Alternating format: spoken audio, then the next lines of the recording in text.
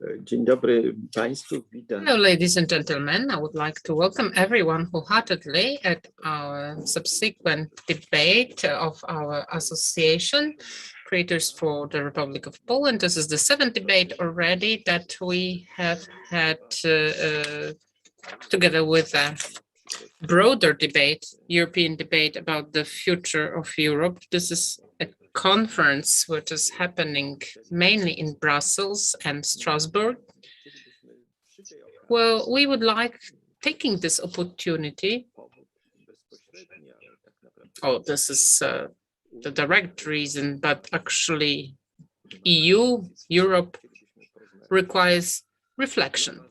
We would like to talk about important things that are important to us, Poles, and also other Europeans. And the subject today that we would like to discuss is immigration and the border or the limits of the open society. So the question is how much the society can be open. Recording in progress. You know, this is the matter, the issue of immigration has appeared in 2015. It was a main subject at the time that was discussed. And today, well, at the time, it was a problem for us Poles that we were dealing with only indirectly. And today we have a threat at the border with a hybrid war, but this is directly linked with the issue of immigration.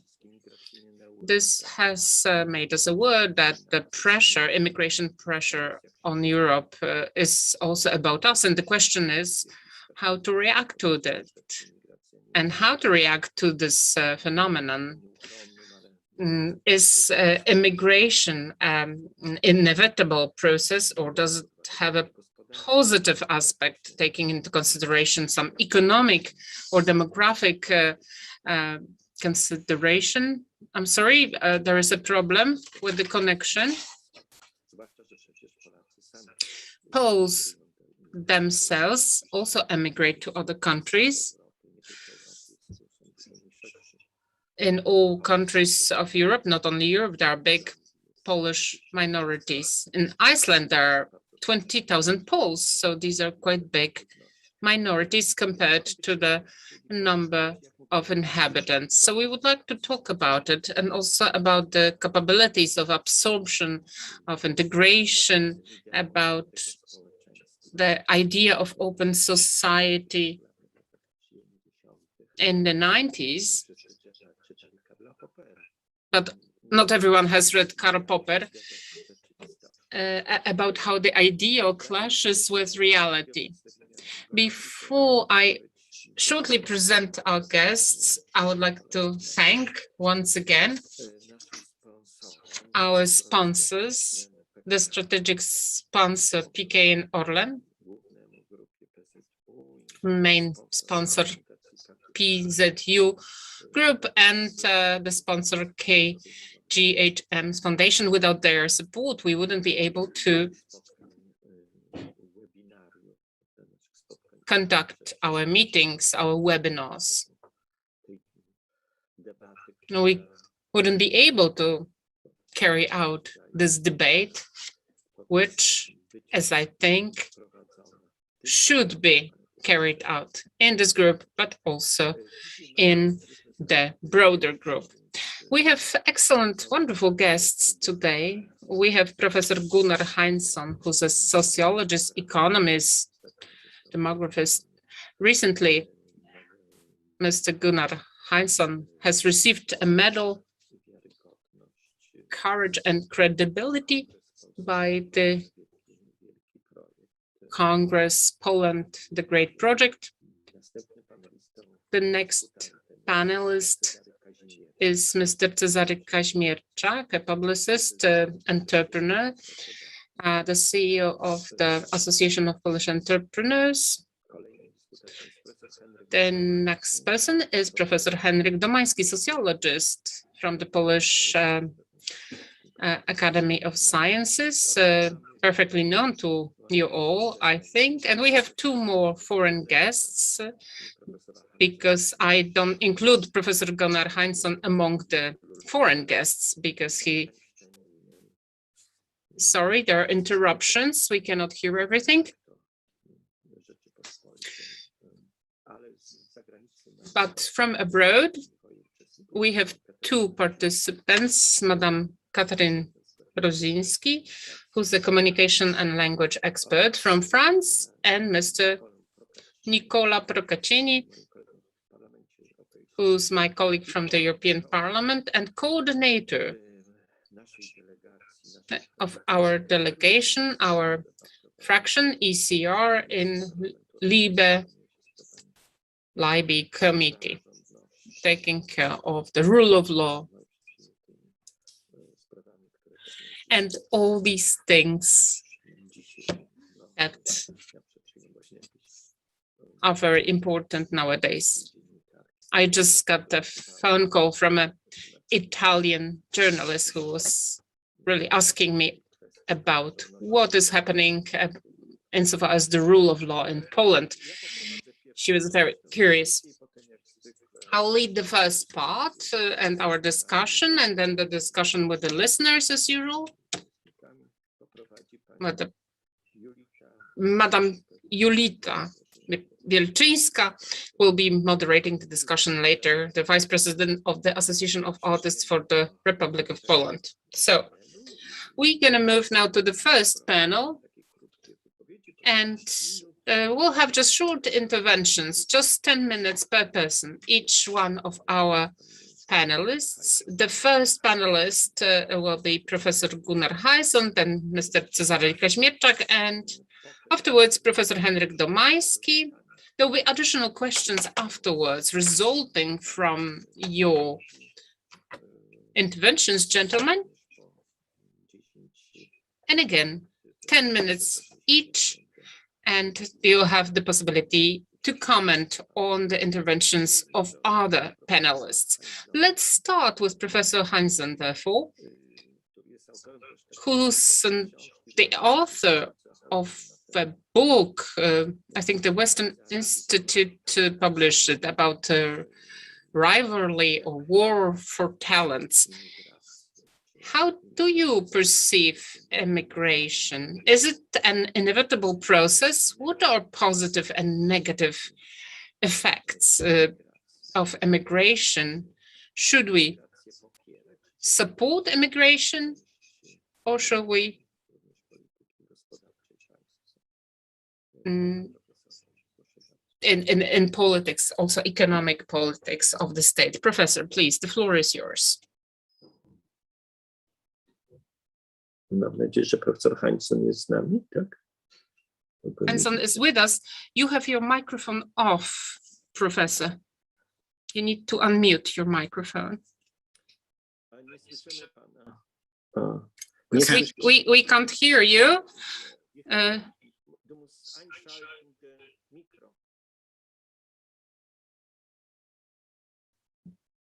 The microphone is off on your side. No, it's okay. Now it's better.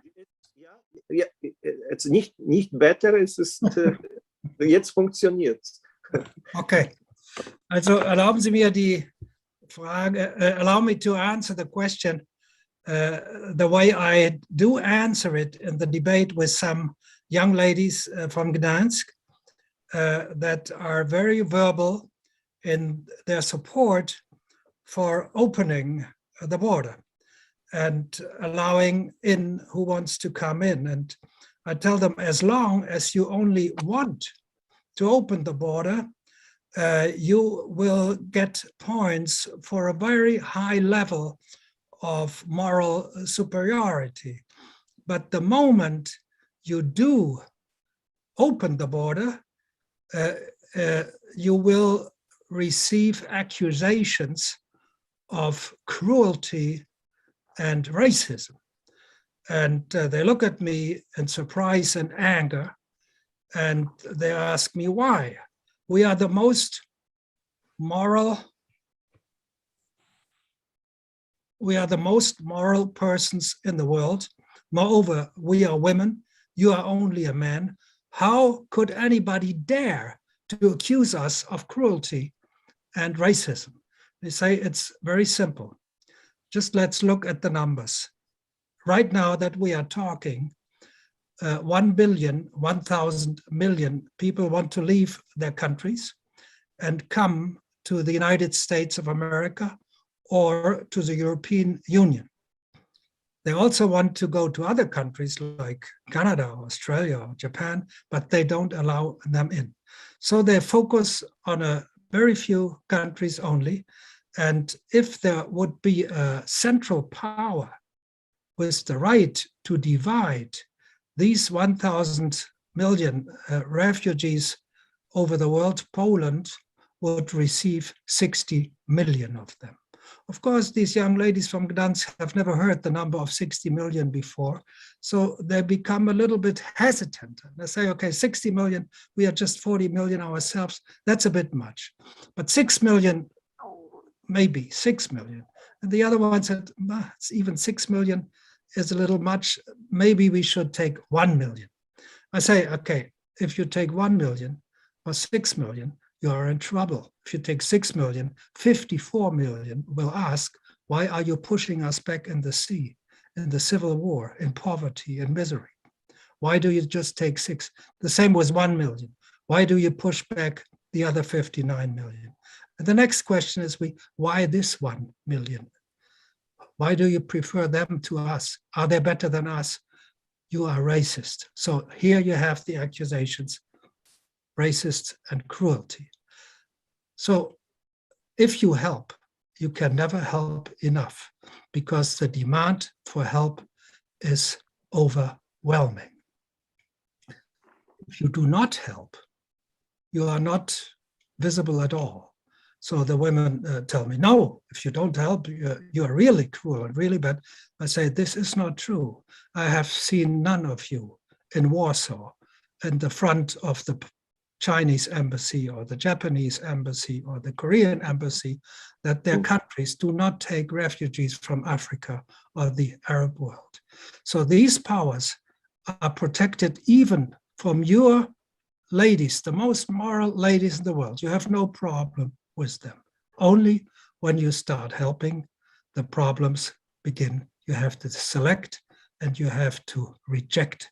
So you have to be cruel and you have to do things that will confront you with accusations of racism. So now we just talked about numbers, 1,000 million. And we heard about countries that decided not to take the refugees that enter boats or that march on long treks through Europe and Asia to come here. Why do countries like China or Canada or Australia do not accept people coming on these routes? Because they know that the people they would accept, highly qualified people, they never come on a boat and they never go on a trek. Because in every nation, the very best pupils, the very best students are known. And every developed nation has laws to attract these highly gifted young people to their countries. So they are flown out of their countries by plane and they never ever enter the routes we are talking about. So this brings us to the quality. Why does China or Japan or Korea not accept any immigrants? They do accept every immigrant that is highly qualified, whatever the color, whatever the religion, whatever the form of the eyes, they accept them. So they are anti-racist, but they are focusing on competence, on brain power. So they're pro-brain power, and because they're pro-brain power, they are anti-racist, but they're very selective on their borders. So the question now is, if these nations like China, like Singapore, like Korea, like Japan, only take highly qualified people, and the same is true for Canada and for Australia, how does this translate into countries like Canada and Australia? They have 20 times more Chinese, relatively speaking, than Germany. and 40 times more than Poland. They have a very simple principle. If you take in the best young people of the world, and East Asia has 85% of the best young people of the world, you cannot make a mistake in the field of brain power and of competence. If you are not in the best league of the world of East Asia, but if you are in the second best, like Poland or Switzerland or Estonia or the Netherlands or Canada, and you want to protect your competitiveness, you cannot, radically speaking, accept a single immigrant that is below your qualification profile, because it will lower your qualification profile. If you are the very best, like East Asia, you do not do it, though you could for a while. If you're only second best and decide you become third best, like Germany or Austria, or fourth best, like the United States or France, if you take that decision in an open debate in a democracy, you can do this, but you will lose your competitive position forever. You can never come back. And so the truth is simple. The situation is cruel.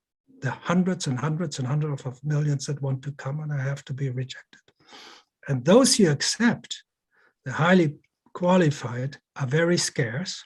The demand for them is always increasing, whilst the demand for non-qualified people is decreasing, but the supply of non-qualified people is increasing. That's the situation we are in. Thank you for your attention. Dziękuję bardzo. No, Thank you very much. These numbers are really overpowering and showing the limits of humanitarianism. Although, because of those big numbers,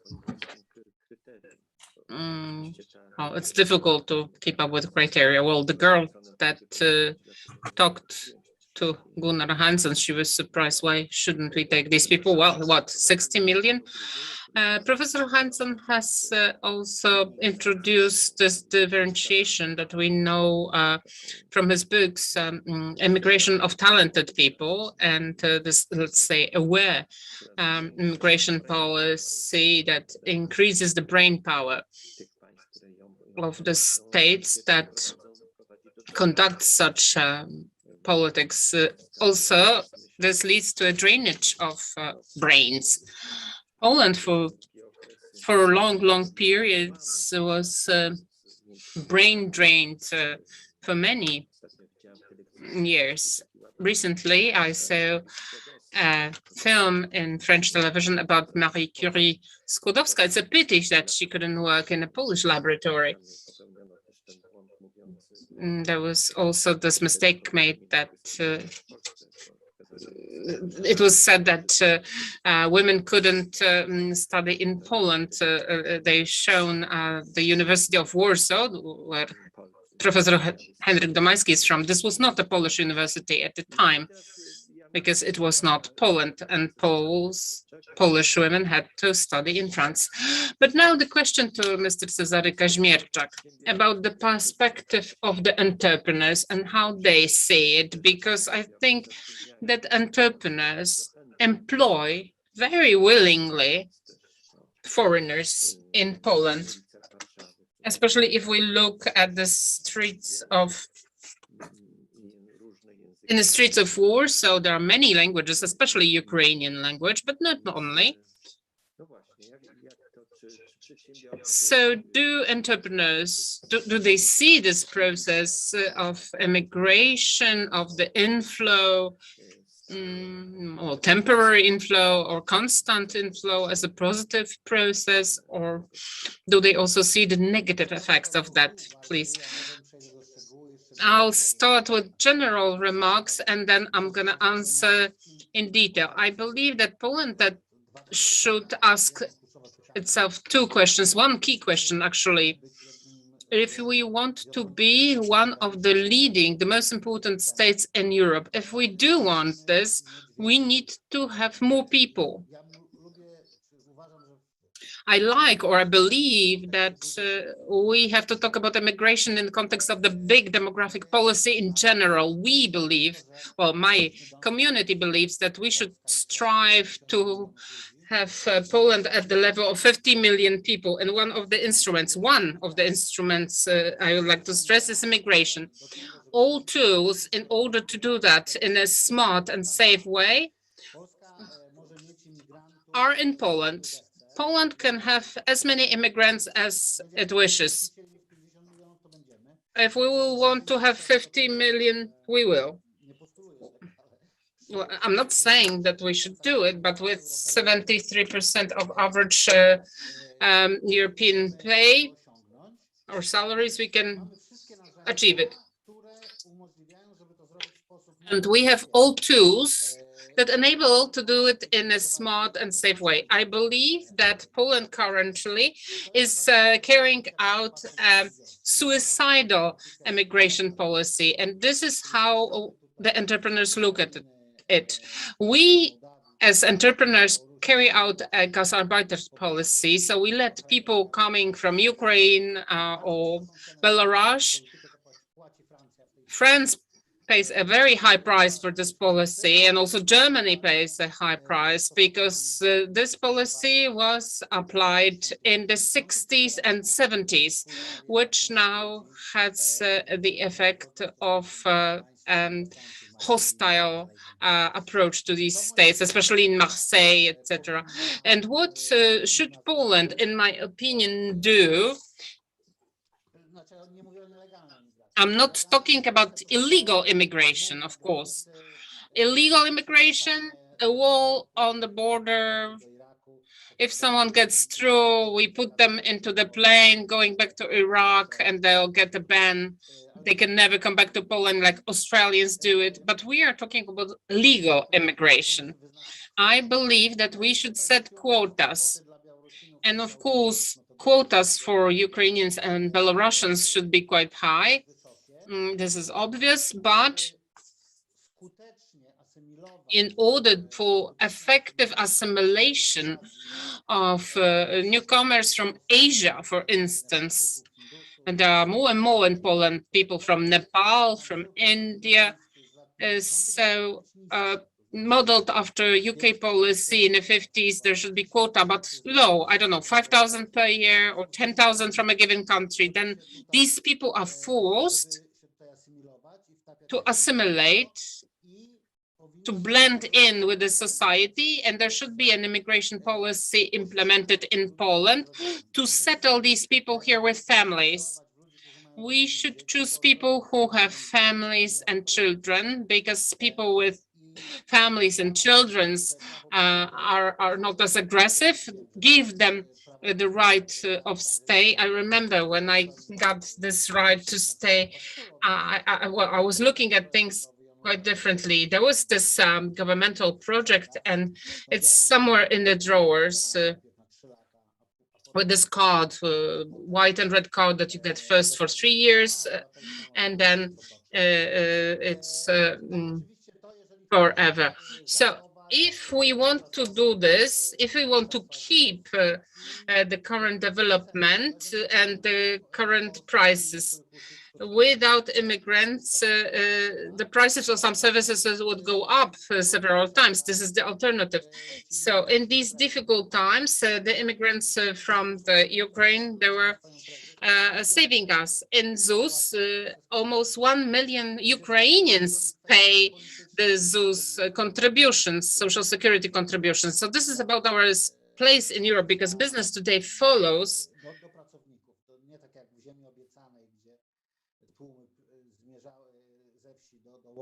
not like before, that people would come from the villages to the cities. Business goes wherever employees are. We have very hardworking, our brothers, Ukrainians and Belarusians, who are not coming here to get free benefits, but they come to work here. And we can see it in the Ukraine and the villages. I was recently in southern Ukraine, and you can see those houses. They're remodeled, renewed, modernized, and in majority of the cases, this is out of Polish money. So this is an interesting fact insofar as Polish power. About 30% people in the Ukraine speak the mixture of Ukrainian and Russian, Surzik it's called. But now the Surzik is a mix of 3 languages, Russian, Ukrainian, and Polish.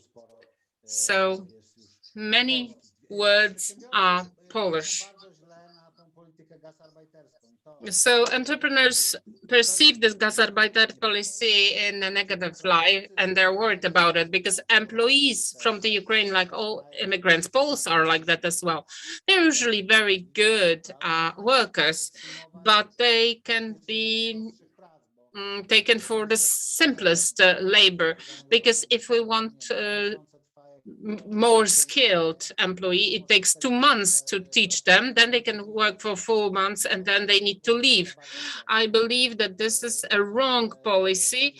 I believe that people from Ukraine with families should be settled here up to a number that we choose. This is a decision of the politicians. If we want 1 million or 1.5, okay, 1.5, and then we don't accept. And the second path is brain drain. I believe there is no mercy. All these specialists, no matter from where, who are specialists in their domain, who are educated, and we should simply, based on some special program or agenda, we should bring them here in big numbers. Poland doesn't use such opportunities. We have done nothing to get people from Southern Africa, to get people from Hong Kong. There was an offer, and I was myself going around the city to try to get Armenians from Libya and from the states of conflict. These are rich people, wealthy people. We could get at least 10, 20,000 to Poland. I'm against bringing people from Northern Africa because they're not very willing to work. So I would be careful here, but those immigration flows or directions from Poland, they do work. Poland doesn't have a problem with criminality or any social problems with immigrants. They come here to work, and the state has all tools to control this and to do it in a smart way. For me, a smart way is to go away from the Gastarbeiter policy and instead to settle these people. Ukraine and Belarus are the main ones, and small quotas yearly to force these people to get assimilated in Poland. Thank you very much. Thank you for this very clear explanation with a very strong recommendations. And now I'd like to ask Professor Domański. Okay, Professor Heinzson paid attention to numbers, that accepting these people or letting these people come for humanitarian reasons would result in the fact that would be a huge inflow of people, and it would be unrealistic to absorb such masses of people, to accept them in the area of Poland or other countries, Western countries, European countries.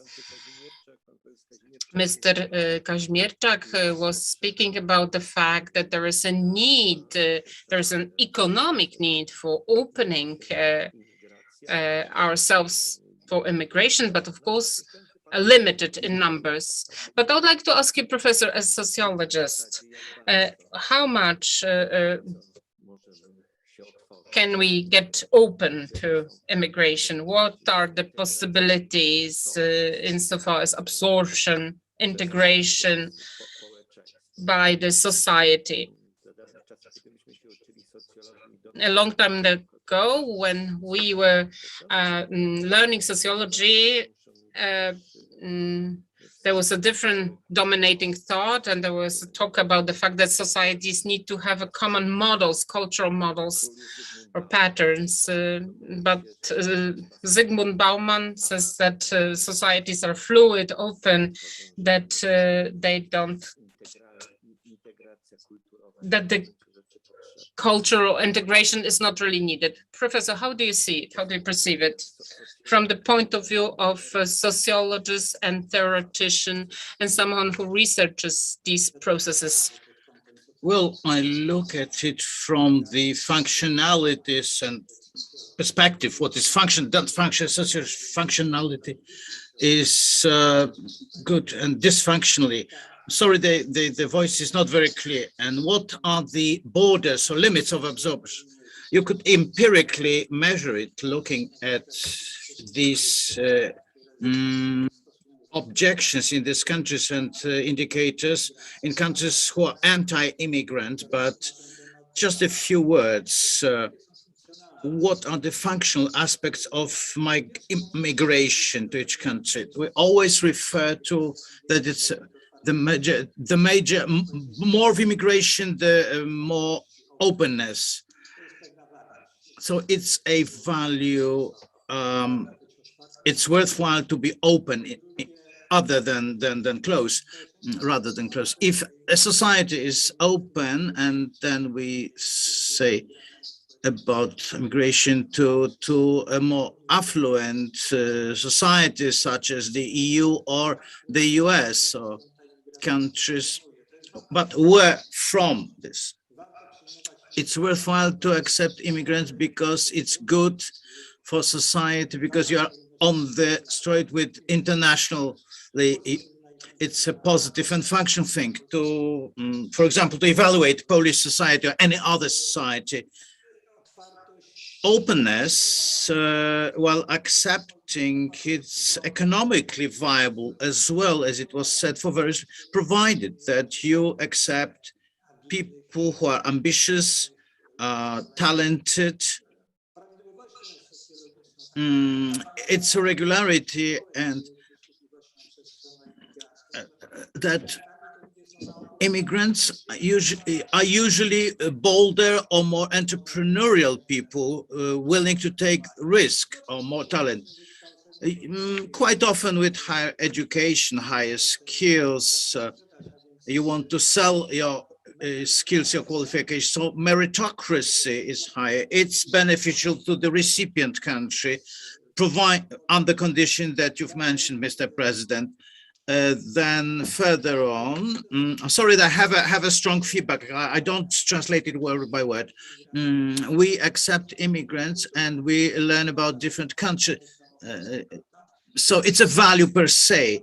We face a phenomenon globally in modernized countries that are, because they are omnivores, they can eat, but they're open to a variety, from music to this lifestyle or the diets.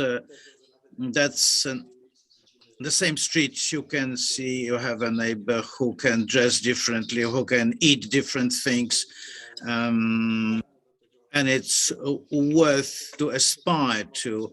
Of course, we've been talking about economies, then fighting inequalities.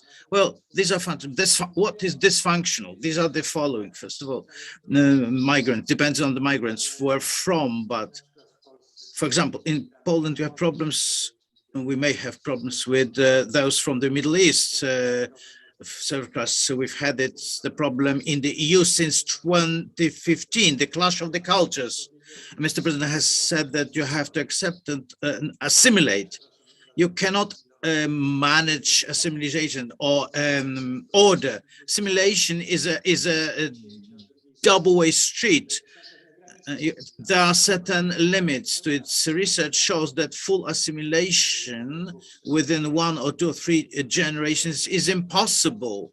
You cannot get rid of certain customs, certain habits, certain systems of value, just daily habits. For example, well, different language, different color, skin color, assimilation is impossible entirely, and it's dysfunctional for a society. And depending on the size, of course, maxi size, what it is, we may have enough of this. If it's forced assimilation from the Middle East countries or some other, the same applies to the Greece or Italy or Southern European countries. So impossible assimilation, full assimilation during a short slot of time, let's say 30 years.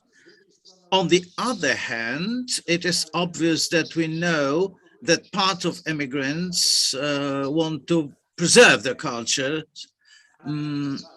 or even fight with the culture of the host country. These are minorities. The majority just want to have benefits, mainly economic benefits, but we face even assimilation in between, so that's also called by sociologists as switching, not full assimilation. And this is yet another dysfunctionality or dysfunction. If we talk about recipient countries of,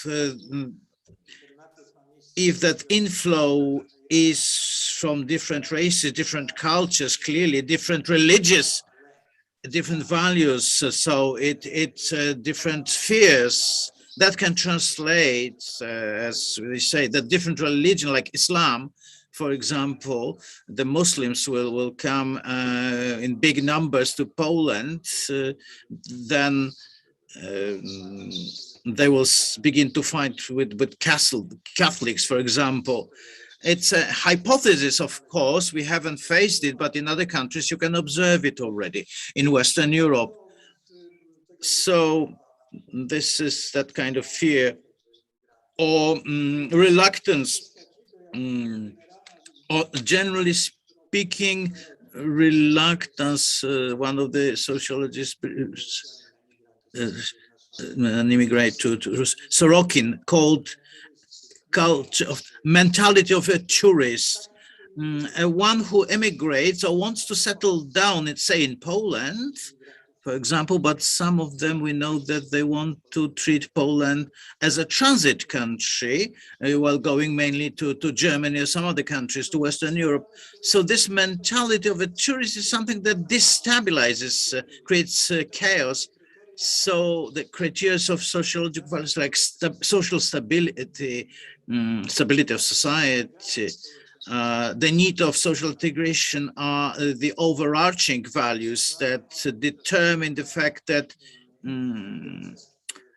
immigration, broad immigration, is a dysfunctional phenomenon. To summarize, what are the limits of observation? I cannot show them, indicate them by numbers, but in democratic systems, it should society that should decide. The majority of society, of the public, in case of the problem to have on the border with Belarus, the majority, I think minimum of 50% supports the government's policy that you have to set barriers and even the barbed wire, this concertina. But of course, the government, well, unfortunately, they have to risk the support. So these are two overarching criteria. So this citizens, society, the state, and of course, another criterion will be from whom we assimilate. Maybe we'll talk about it further, but Poles are much better willing to assimilate, say, similar people like Ukrainians, 90%. They've been here. Only 18, for example, are willing to accept those from the Middle East. Thank you. Thank you very much. This was a very interesting intervention, and now we have time for the second round of interventions, and you can also discuss each other's opinions. Maybe I'll start with Professor Hansen once again with the following question, because going to the discussion with the two ladies from Gdańsk. Today, we hear about this humanitarian imperative that everyone, despite the sin, the original sin, we would like to be good people, good mention. We would like to help. We want everyone to be well everywhere. We want human rights not to be violated. We want the well-being of all. And we see it at the border of Poland, or the images very drastic of 2015, like the body of a child at the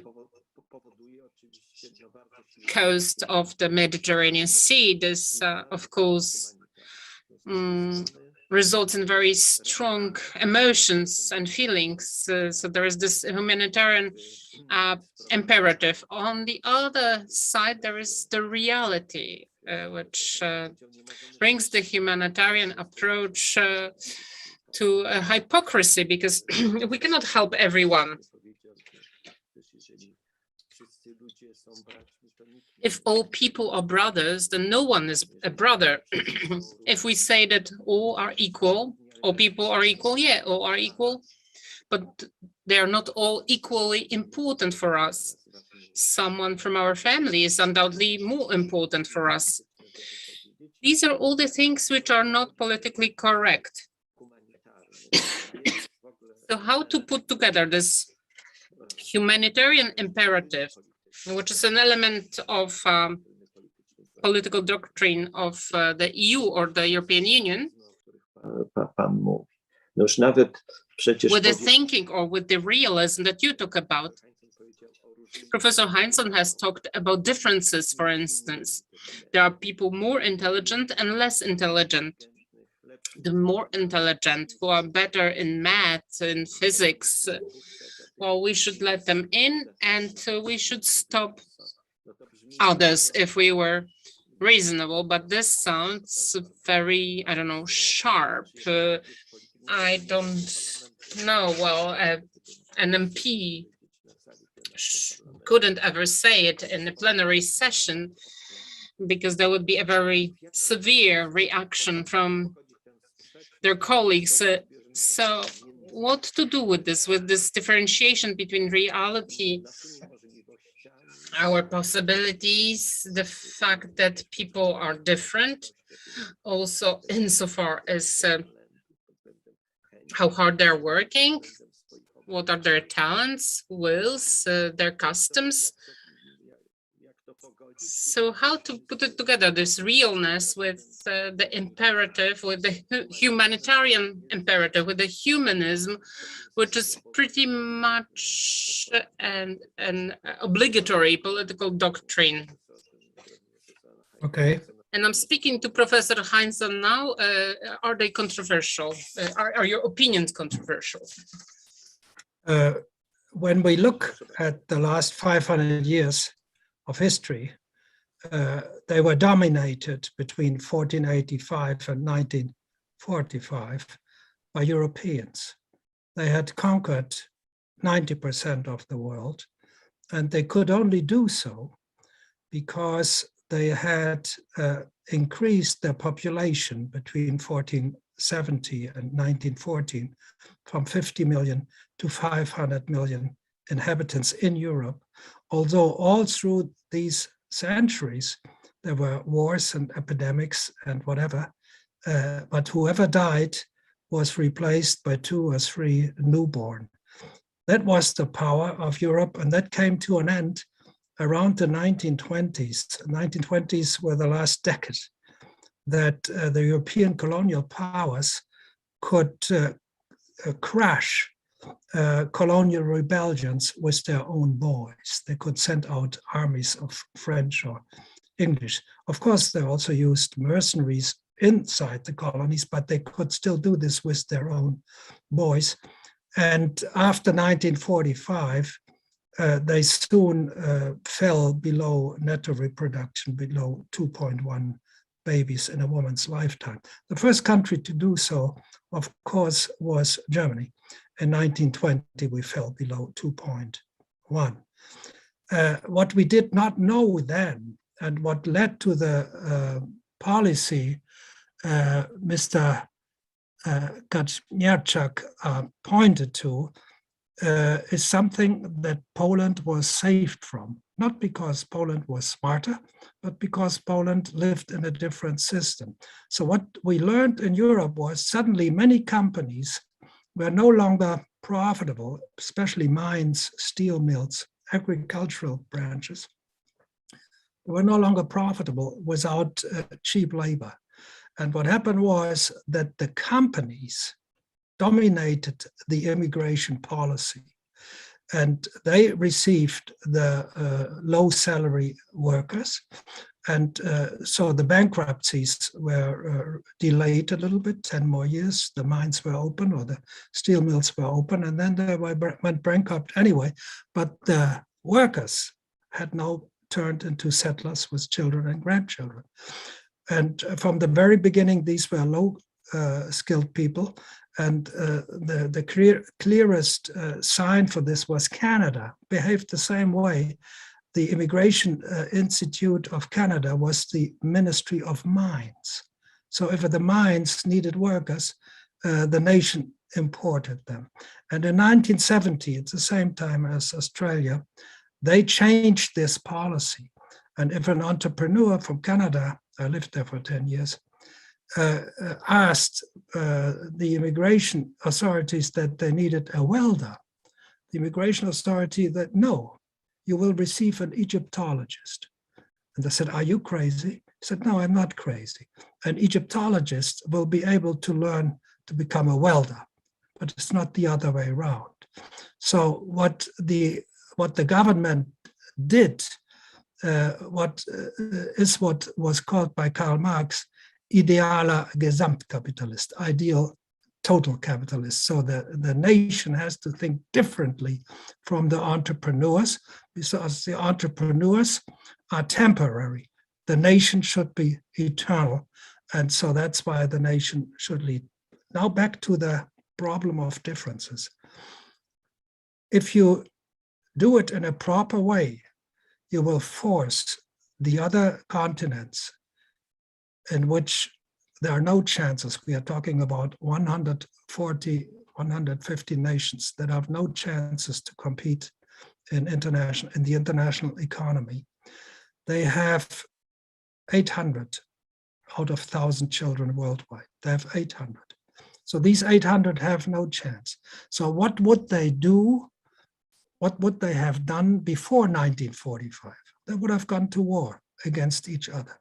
Did they do this after 1945? Oh, yes. In Africa, Black Africa, we have since 1970, in the last 50 years, 20 million killed in genocides and man-made famines and civil wars.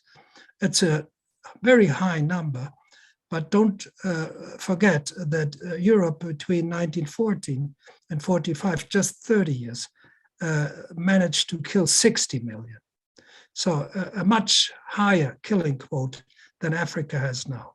After 45, we developed the asylum law for a very simple reason. There were people in Western Europe, 300, 400,000, that did not want to be sent back to Eastern Europe to live under the dictatorship of Stalin.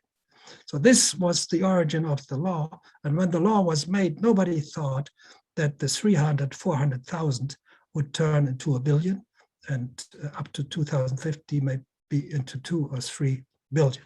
That's one thing we didn't learn. So how did the nations that stopped immigration, how did they manage this and remained humanitarian?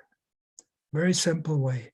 They said, we cannot stop the people inside Africa or inside Pakistan to kill each other, but we can stop them to die on the ocean by very clearly telling that nobody will enter the nation by illegal means. If they try by illegal means, they will never ever have a chance to come by legal means into the country.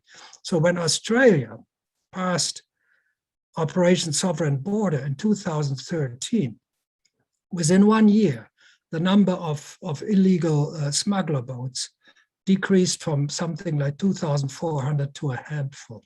Nobody died, nobody was killed. This was done by clear information for the people that were ready to pay the smugglers that they will not enter their foot on the land of Canada. These were reasonable people, and they decided to keep their money and not to pay the smugglers. Europe has not so far passed such a directive. I was 10 years the military demographer of NATO. I taught war demography at NATO College in Rome. I developed the discipline, and I fulfilled the discipline for a decade. And I had a meeting with 5 Navy commanders, one from Spain, one from France, one from Italy, one from Croatia, and one from Turkey. And I told them the Australians closed 25,000 kilometers of border. It was in 1 year without anybody killed. They have 3,000 kilometers across the Mediterranean Sea. And they cannot do it. They nearly started to beat me up. They said, if the order comes tomorrow morning, the Mediterranean is closed. So this order never came. Europe did not have an Operation Sovereign Border, not to this very day. So we will stay with these conflicts that people die inside Africa, they die on the ocean, and they may be in harm's way when they approach a border that is well protected. Tak. Dziękuję też za tą jasną odpowiedź. Thank you for this clear answer. Of course, the problem is, or the question that we will not ponder here is if this demographic trend that you're talking about, the demographic tendency regarding Europe, is this reversal, or is it in your theory that on one hand, the famous War Index shows that if there is a demographic explosion, when there is too many young men, then we cannot avoid war. So this is not an optimum situation, but we could say that Europe was working on its expansion at that time when we had these demographic growth tendencies. Is today the problem, the immigration, the necessity of immigration, and not resulting from the fact that we are dealing with the so-called demographic winter in Europe? So like a reverse tendency. But now I would like to ask Professor Kaźmierczak. You were criticizing the Gastarbeiter model,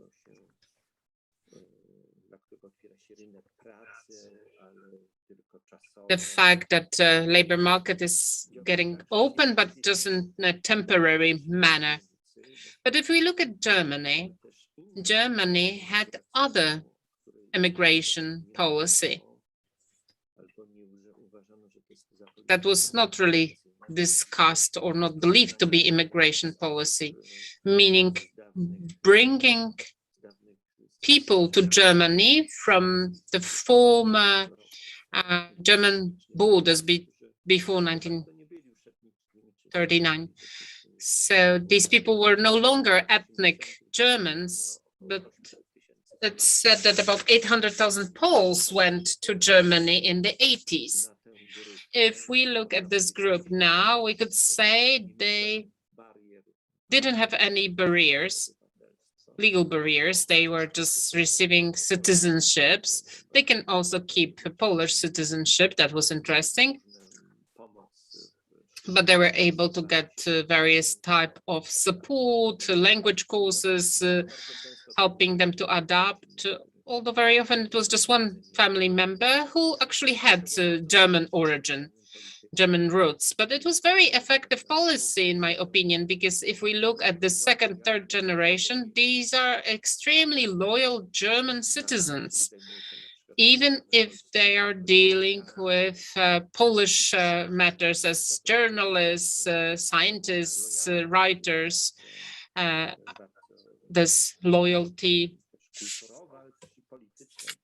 cultural loyalty and political loyalty is very clear. And I have a question to you, because we cannot divide these economic processes from or detach from cultural and political matters. So this is not only the question of status, but also cultural distance. For those who were to settle for good in Poland, permanently in Poland, they would have to accept certain things which exist in the host country, which are considered obvious. So there should be some acculturation or integration in various dimensions, and the cultural dimension, but also, of course, political. As I've said, the issue of loyalty, learning the language.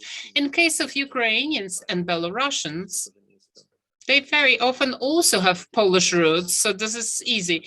So not only the status itself, but also such factors have a role in the possibility of opening the perspective of staying permanently in Poland. Mr. Cezary Kaźmierczak, please. I just want to comment on what Professor Domański has said, because I didn't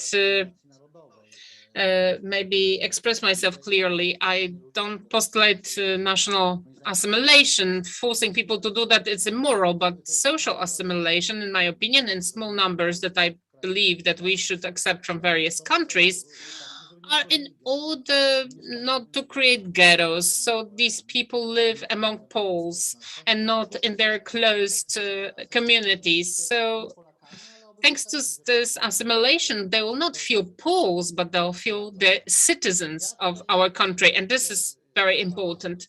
I'm not afraid of their assimilation in Poland or how will it go. The proof are the Vietnamese. We have a lot of them in Poland, which is in opposition to many opinions which are promoted here and there, that Poles are racist. Poles accept Vietnamese because they're hardworking. Vietnamese youth work. There is a bar in Nowy Świat where the Vietnamese youth meets. I think they were even born here. Sometimes when I hear how these Vietnamese people swear in Polish, I'm surprised with this beautiful Polish language that we can imagine on Brzeska Street, so very kind of jargon-like, with a lot of swearing words. So the processes do happen to appear. We are attractive for the East. I went to the Ukraine twice recently. I went to small towns. I talked to people. Poland for them is like America in the 80s for us, because of the odds.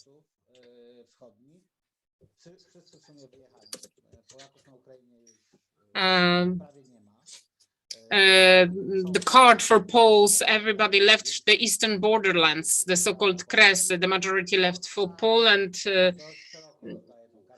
Poland is giving this card left and right, and it's good that it's happening like that. This process that took place in the Ukraine and Belarus, children were prepared to study in Poland and to stay here later. When I was at the opening of the school year, because there was a gigantic development of Polish education, learning Polish, and I was at the opening of the school year in Brest, at least half of the parents who brought these children to the Polish school didn't speak Polish at all, but they wanted their children to learn Polish, so the children moved to Poland. So processes like in the Ukraine are starting there. They want to flee, they want to leave. So there are reserves that Professor Krasnodębski has mentioned, the German ones, but Polish in the east. Poles didn't leave Lithuania. This is the only place, but the politics is different there. Many Lithuanians have left, about 1 million, after entering the EU, thanks to the fact that Poles stayed there, and they are now a strong political power in Lithuania. So Poles stay in Lithuania insofar as other countries, Kazakhstan, well, there are not many Poles there left. And it's not that they really want to come back to Poland so much. So we don't have such reserves as Germany had in the past. But if we want, if we will apply a policy towards immigrants as we apply towards the Vietnamese, so, okay, you have the right of state or residence card, and you can do it. And not that we'll fund them, I don't know, apartments, money, different courses, I don't know, training courses like in Canada. Then I'm sure that if it were the Laos citizens or people from Nepal, they'll manage. I saw what it looks like in America. They come to America and they gave them newspaper and they say, oh, here you have classifieds, you can look for work and apartment. And yeah, of course, this was a nightmare for the first 2-3 years. They lived in some kind of basement, worked for really small money. But after 3 years, they were able to buy a house and a car.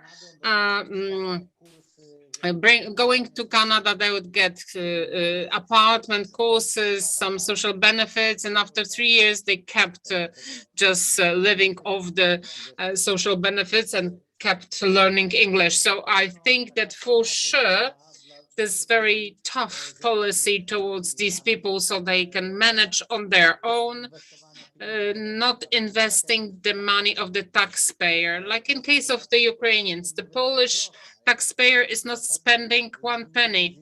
Sometimes I talk to people from various countries and they cannot believe it that this exists like that in Poland, because Poland, for an immigrant from the Ukraine, has nothing to offer, and it's very good. What we can offer, that they can work here.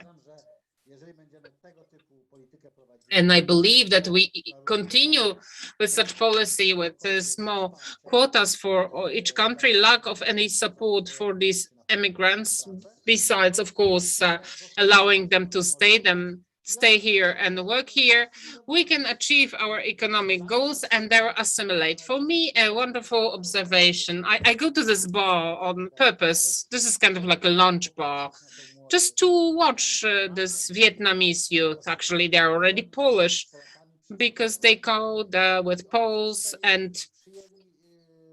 they come there with Poles and they have assimilated very well.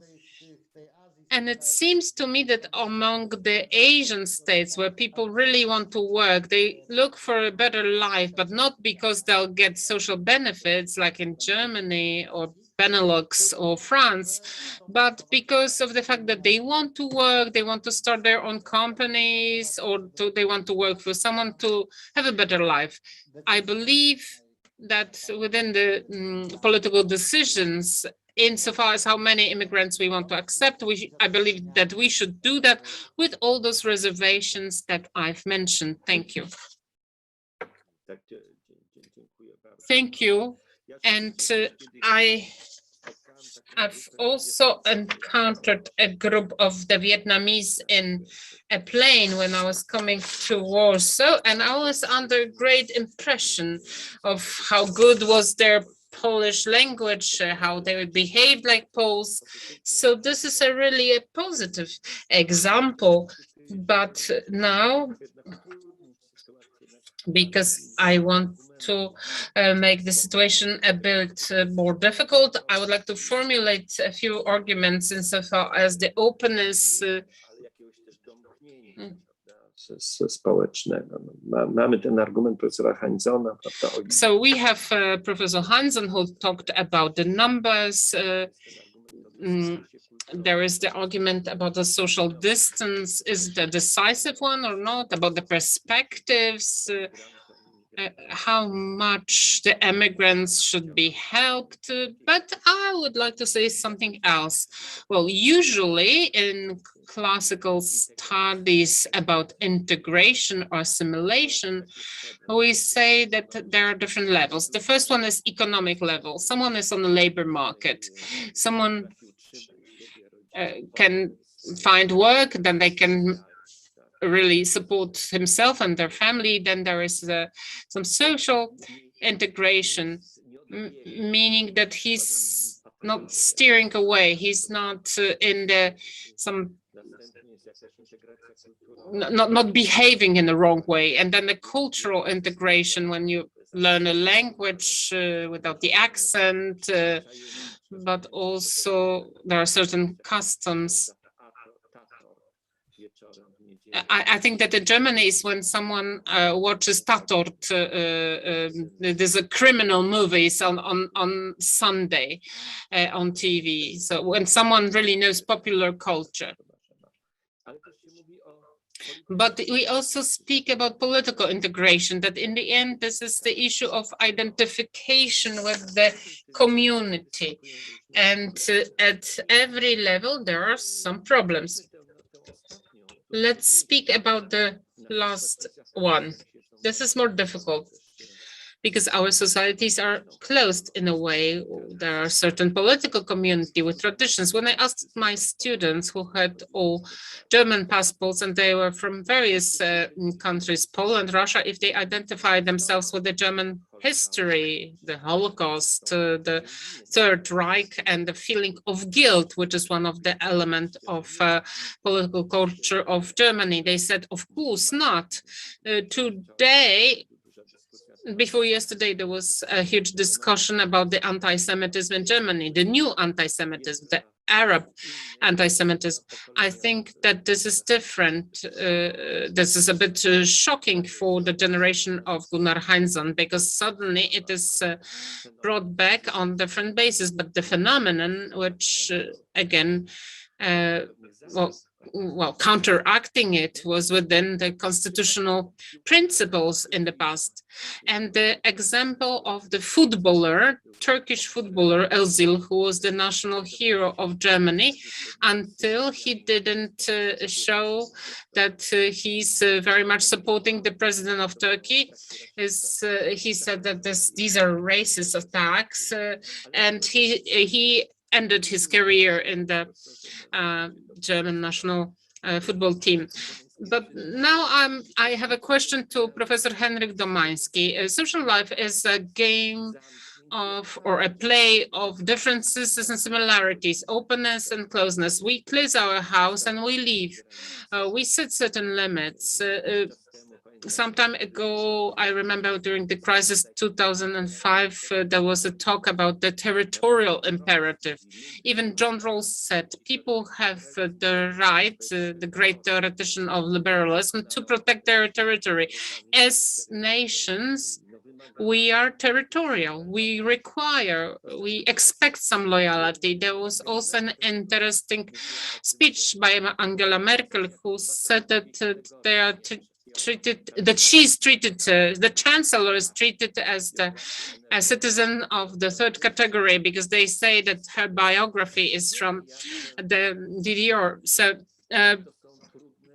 we all know how different it is, different origins, different roots, these elements of exclusion, the lack of respect, and at the same time expecting certain homogeneity. This is still present in the life of the society, in the social life. In German, it's going to change in a moment, but a tiny accent, especially Polish, it was something that was immediately it stigmatizes people. So we shouldn't overvalue the openness. And we should see how much this process of inflow, especially of the fast inflow of people from the outside, how quickly it can create social conflicts, and that this is an example of anti-Semitism. This is very good. At the moment when the representatives of the minority leave and parallel society from their ghetto and they open to the political elites or some other elites, this is what we say, that at that time they start to be fully fledged participants of that political community, members of that political community, and they fulfill their objectives in the institution, like Dreyfus in France. Professor, how is it with this openness or closeness, closing up, if these societies are really so tolerant that they don't pay attention to such things? Well, the example of Angela Merkel and the approach to Eastern Germany in GDR would be the best example that it's not like that.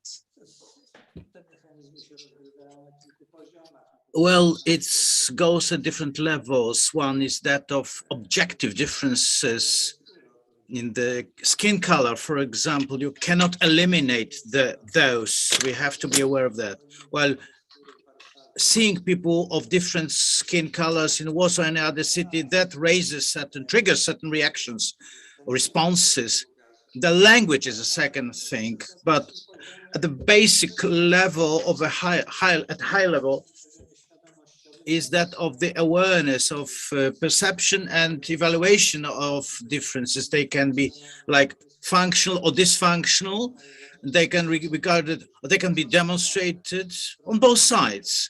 On the part of those who, as you have consistently indicated, try to assimilate, but the climate will not allow them.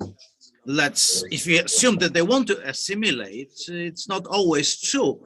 A minute ago, we said that a natural reaction is to stick to your culture. Of course, you can play different roles. You can be an Afghan and Iranians, but accept, say, Polish culture or German culture, but only to a certain extent. You can also demonstratively cut off from it. You can adopt different strategies. So it's a scalable phenomenon. So many things, wherever they are, it depends. And the extremist, radical, negative approach to immigrants and their differentialities, when they can demonstrate the difference, and that was about the problem, for example, of anti-Semitism in Poland, for example, before World War II, or in other cultures now, for example, in the Western countries, where the Muslim minority demonstrate their difference, being different. So we faced a phenomenon which can be scalable. On the one hand, and so demonstrating your reluctance to the culture of the host country. On the other hand, nobody wants to admit that he or she doesn't like Arabs or hate them, or is an anti-Semitic, or like an Arab who wears, say, galabia or something which is not. It can be perceived as an attack to our identity, perception of our ego, plus other mechanism, as you mentioned, Professor, that we are born and we are raised in a certain culture. You can't easily get rid. And the biggest integrators are social relations. I've taken part in some research, also international, and second thing of homogeneity, culture homogeneity translates also to the homogeneity of the immigrants. is marital homogeneity. There are certain that people usually enter a marriage within the same race or culture. They marry people similar to them objectively, and you cannot do much. No assimilation policy can help. It's a natural thing that this kind of homogeneity, which is opposite to acceptance or approval, is. You cannot help it. And it's a problem, I think, not to be overcome. Problem with immigrants, that of dysfunctionality. And it doesn't depend on the government policy or goodwill, but on what culture we face, instead what kind of cultural clashes we face and their consequences. I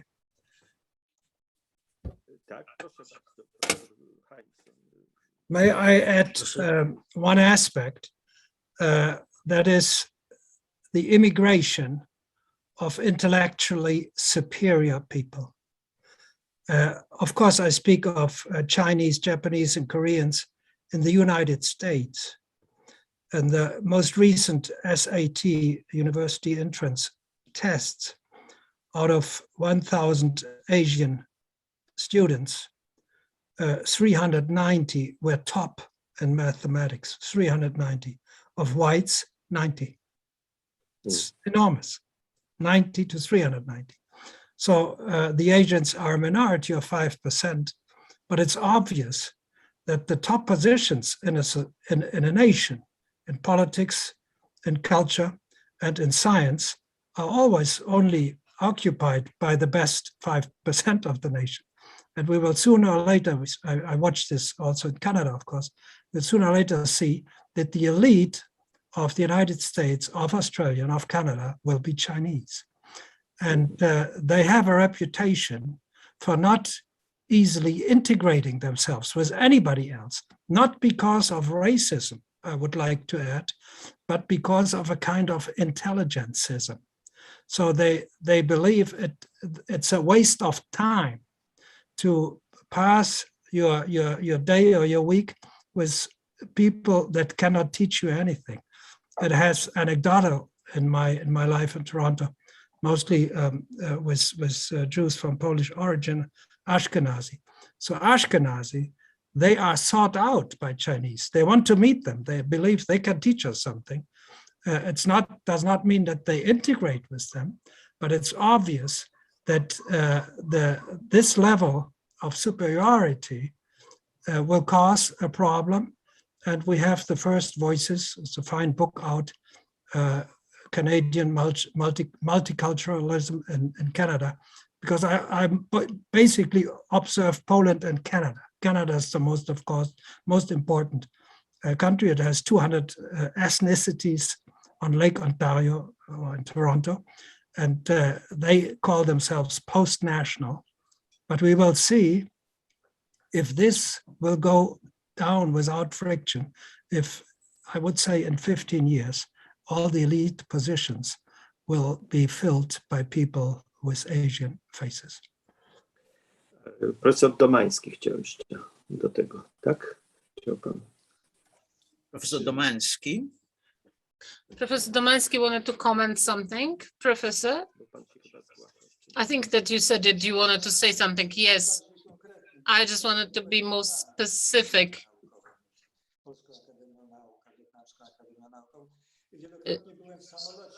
I was very often in a plane from Hanoi to Warsaw, and I'm under the impression of the will to integrate from the side of the Vietnamese, and we cannot hide it, and the acceptance of the Vietnamese in Poland. It's in Warsaw, it's common, but the presence of people with different skin color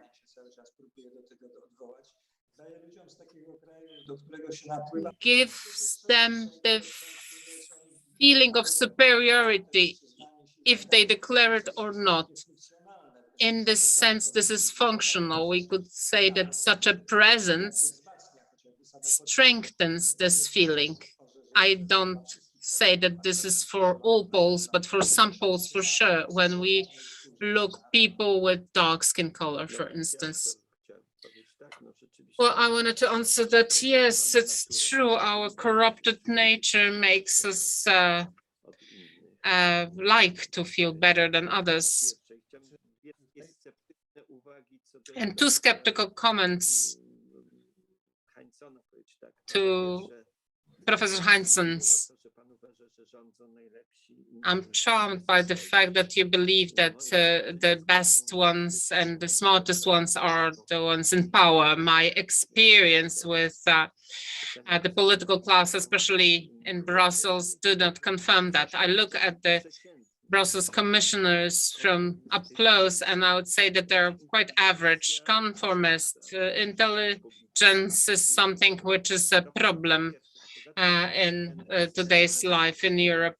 This is the first thing. And the second, the scenario in which we have the inflow of very intelligent people from the outside, and they take over the highest position in a society, even in such a tolerant one as Canadian, is, in my opinion, the worst possible option. It's even worse than poor people coming from some who live in the suburbs near Paris.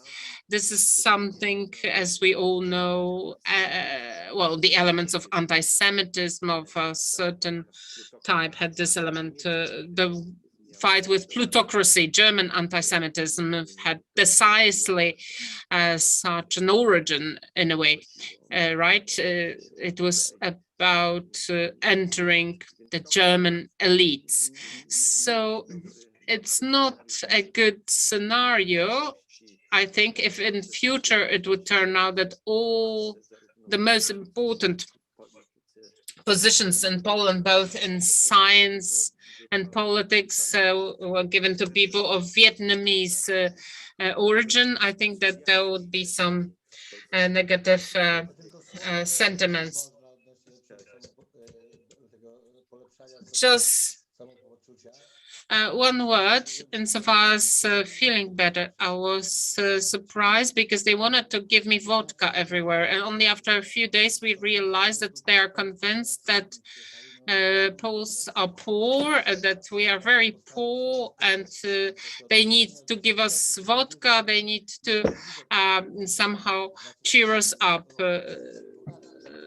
Poland is much more richer than Siberia, but they felt good about it, that they're actually offering us this vodka, paying for that vodka. In Brussels, they do differently. They ensure us that they'll never stop fighting for the Polish rule of law, that we have a very developed civic society and that we can manage. Well, all right. Maybe we'll move. Well, I would like to encourage you, gentlemen, to stay with us and to join into the next part of the discussion. But I would like now to move to the second part of our conference, of our webinar. And I would like to find out from our friends in France and in Italy, what is your point of view? These two countries, France and Italy, are much further, much more ahead of us insofar as in the inflow of immigrants. I remember when I came to Italy after a few years, it was northern Italy, and I realized how the ethnical composition of people on the streets have changed, that suddenly there were a lot of black-skinned people. Now, when I'm in Bremen, I see the same in German cities. It wasn't so in the 90s. So Bremen and Warsaw, well, Warsaw has changed. There are skyscrapers here. And in Bremen, well, the external look of the city didn't change so much as the people who are walking around the streets.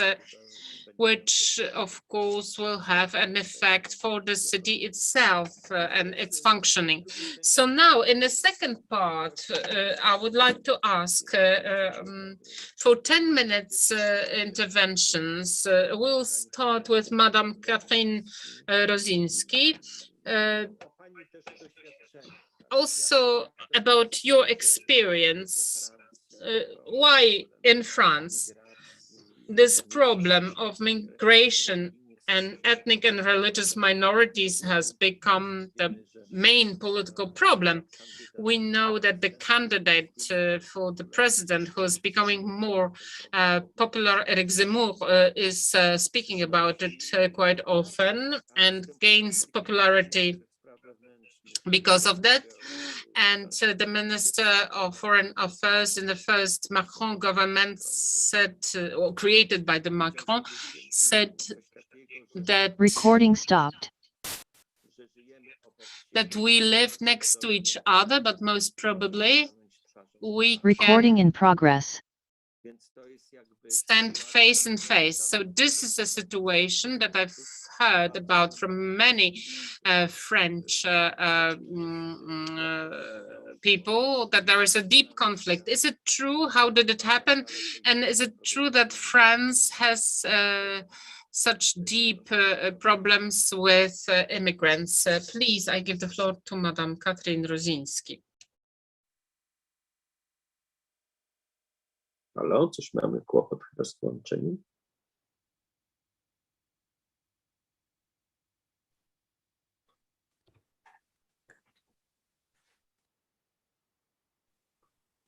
Bonjour. So what I want to say is that France has always had a great welcome tradition for immigration since the mid-19th century. It welcomes through its history political opponents, workers, scientists, artists from all over Europe. And after the war until the 70s, immigrants from the colonies of North Africa for labor needs. And through their places of work and life, through school and frequenting coffees, shops, frequenting their neighbors, all these places that make up every life, that immigrants made France their own country. There was a great desire then to become French and to adopt the French model way of life. Today the situation is quite different, as you said. France undergoes an unprecedented wave of migration coming from extra-European countries, and it faces a demographic saturation that is probably the main problem. That prevents integration and even more assimilation.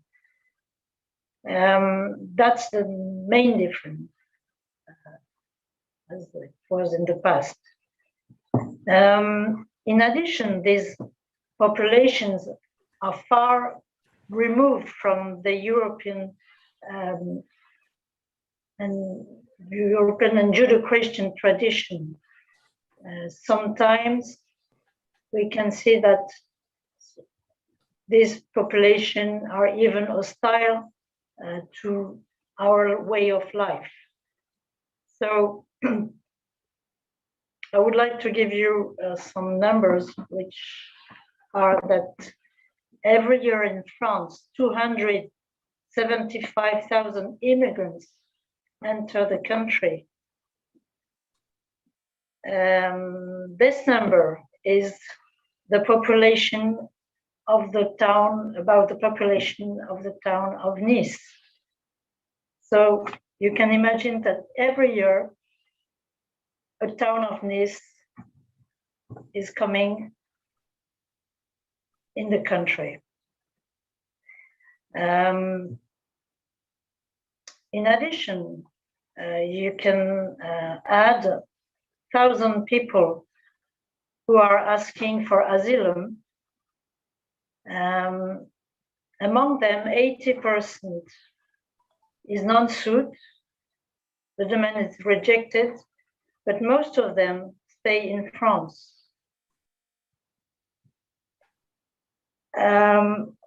One more thing is that 13% of the population in France is unemployed. And among these unemployed people, 40% are immigrants from extra-European countries. So if we cannot offer jobs, how in France can we continue to welcome immigrants? If we take into account this information, it is easier to understand why the Republic model stopped working. The General de Gaulle used to say, on assimile des individus, mais pas des peuples, which means that we can assimilate individuals or persons, but we cannot assimilate a people. And faced to this huge number, the permanent arrival in France of immigrants is a real problem. We have built a new people that we cannot assimilate anymore.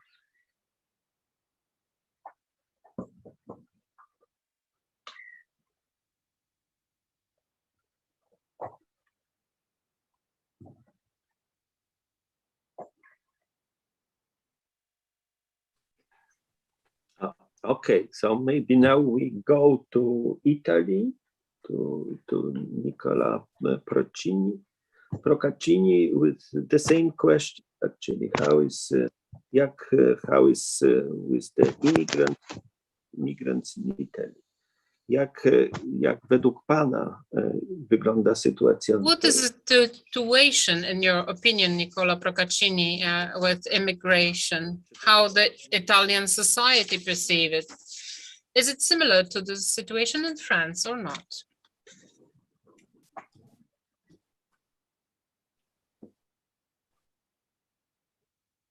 We can't hear you. We can't hear you. Okay. Now you can you hear me? Yes, yes. Perfect. Yes. Good afternoon, everybody. And let me thank from Italy. Yes, exactly. Close to Rome. Let me thank the Association of Artists for the Republic of Poland and its president, their Professor Krasnodiewski, for having me today. It's a pleasure for me to take part to this interesting discussion. Just to move quickly to the core of my intervention, and I can easily answer that rather than dealing with migratory pressure, Italy is passively suffering migratory pressure. Unfortunately, the Italian government is not being incisive in its reaction to the management of the migratory pressure, a pressure that is very high. It's very high at the moment. Just to give you an idea of what is happening on the Italian coast in terms of numbers. According to the most recent figures published on the Italian Ministry of Interiors, 46,000 and more are the migrants that disembarked in Italy from January to the end of September 2021. Most of migrants arriving now to Italy are from Tunisia and Bangladesh. Of course, large amounts of arrivals have a significant impact on the Italian reception system that is literally collapsing, with all the consequences that this implies in terms of social stability and security. So this is the current situation of migrants, of migration in my country in a nutshell. In this framework, the European Union should aim at establishing a system where applications for international protection are proceed in third countries of origin and transit. This is our position. The only way to reduce the number of the migrants in arrivals is to stop the system, stop the start. You have to tackle at the origin the migration wave. Is the only wave. I think this is the only way to prevent also the disaster on the sea, because if you leave the migrants in the hands of the criminal traffic, you have disastrous consequences also for the migrants, not only for Italians and European citizens. We are trying to explain this to our colleagues in Europe of different groups, but it's not so easy because they look at us always like hard hearts, racist, something like that. It's not so. It's completely different. We are the only ones that are trying to manage the migration and not subject at the migration. It's not so easy because we are facing all the mainstream against us. But listen, there's another thing that I would like to tell you, and I think is perfect in line with the topic of the meeting, of your meeting. I think that we are facing an ideology called no borders. This no borders ideology is an approach. This approach is being applied to the management of the external borders, but not only, also for somebody, also the way the family is conceived, also the way national identity are perceived, also the our identity, national identities, but also the religious identities, is the families. If you want to be a father or a mother, but you are homosexual in a couple of homosexual, for this ideology you have the right to have children. If you are I don't know 70 years old and you want to have a child, obviously the nature say that this is impossible. But for this ideology, you have the right to have it. You have the right, and the mainstream consider this is a right. So what I'm trying to explain you is that the migration is only a phase of this no borders ideology, and this is our enemy. Is an enemy very very tough to face, because it's subtle, is different to show it. But this is the real aim that we are focusing. So I'm in the Libe committee. I have this difficult role of the coordinators for the ECR group in the Libe committee, and there these topics are very shown, are very easy to recognize, and is my daily work to face it. We are a little bit alone in this fight. I hope that other groups enjoy our fight. I'm referring to the EPP that I hope, looking at what's happening in Germany, where I think the CDU will be in opposition to the new governments leading by the socialists. I hope that also in the European Parliament, the EPP will separate his destiny by the socialists and moving closer to us, to our fighting, because I think that is also an EPP fight, but until today it's not not so hit.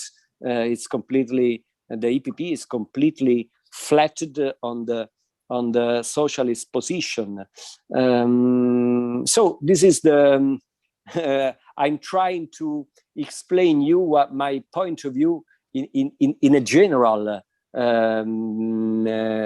visual, cause this is an aim that we are facing, that we are targeting, and we have to have clear his borders, because the no borders ideology, I think, will be the enemy for the next years, for Italy, for Poland, for all the European peoples.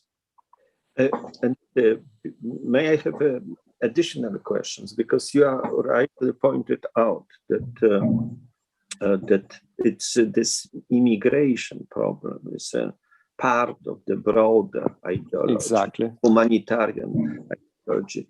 No limits, no border, free choice. You can choose the country or the region where you live. You can choose your gender. You can choose everything, actually. So it's your right, and we have to respect the human rights and so. But may I ask you, how is this? How important this is for Italian society? Because we had there was a time where also Mr. Salvini was the prime minister. There was a very restrictive immigration policy in Italy. You were criticized in the European media because you didn't allow the ships with the rescue ships with the refugees or immigrants to go to the Italian territory, harbors and so. But now it has changed. This means, is it how important this immigration pressure is for Italian society? In the political. No, it's a very important point for the Italian society. Maybe the most important.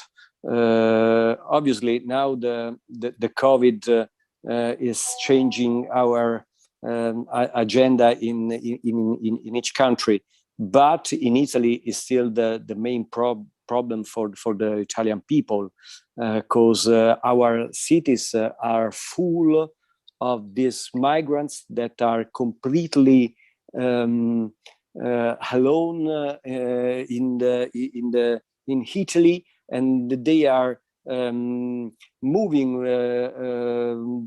from a city to another city in a nomad way, without work. Usually they became part of the criminal organization, because for them is the main way to escape to their condition. It's a very big problem for the security, for stability. The ONG is not the solution of the problem, but the NGOs. It's not the solution, while is part of the problem. And this is why Mr. Salvini facing the fighting the NGOs, causes is a system where the monies are really important, because all the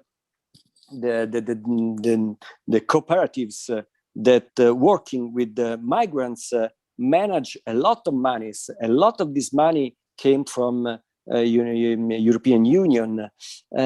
When you have to face an organization with a lot of money to spend, it's more difficult to face it. So I think that especially with the new pact, this problem will become bigger. The new pact is not the good solution for them facing migrants' pressure. I think that we have to block the start. We have to recognize who really has the rights to international protection, and only that once we can bring in Europe. I think it's good sense. I think that we can have in Europe just a part of the migrants that wants to come in Europe. It's impossible for us to receive all the migrants, all the people who wants to come in Europe. It's common sense. So the people understand very well the common sense. The establishment, not always, especially the socialist establishment. Okay. Thank you very much. Thank you, Professor. Thank you. Thank you, and goodbye to everybody. Thank you for information, for your intervention. Before we go to Professor Domański, I also would like to go back to Katarzyna Rodziński, to ask the additional questions about the younger generation of these immigrants, because you said that you quoted the number, how many people are coming newly to France. But what happens to the second, third generation of these young immigrants outside of Europe? Can we observe any integration or the assimilation processes? How it was in the past, with this European immigration? Is there any new Maria Skłodowska-Curie or Charles Aznavour in the next generation? Is this division growing, or is diminishing? I would say young people from Middle East or Near East or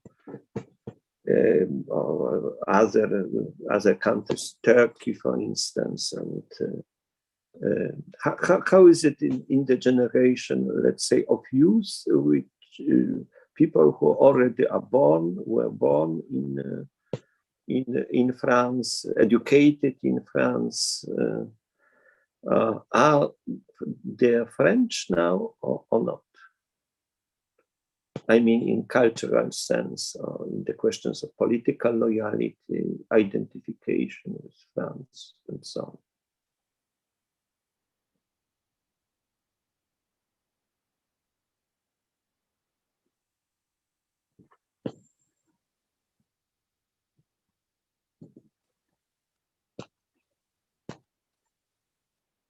We lost your picture, yeah?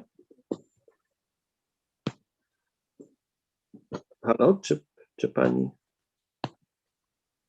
Yes, Ms. Rosinski, Katrin Rosinski. The question was addressed to you, I think. Yes, but I didn't hear anything, so that's why.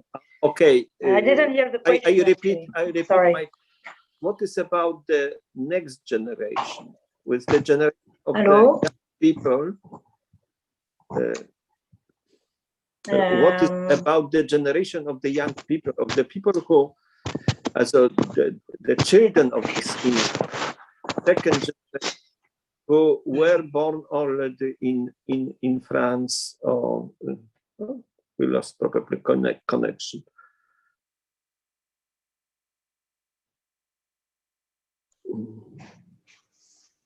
O, no nic, to wrócimy może do pani Rozińskiej, to teraz... Let's get back to Madame Rosinski. Now the question to Professor Domański. Well, when you see the situation of position of these two countries, we could have invited someone from Greece or Spain, then especially in the European southern countries, the problem of immigration has become one of the most important political ones, and there's no symptom. Well, in France, they often say that, and there are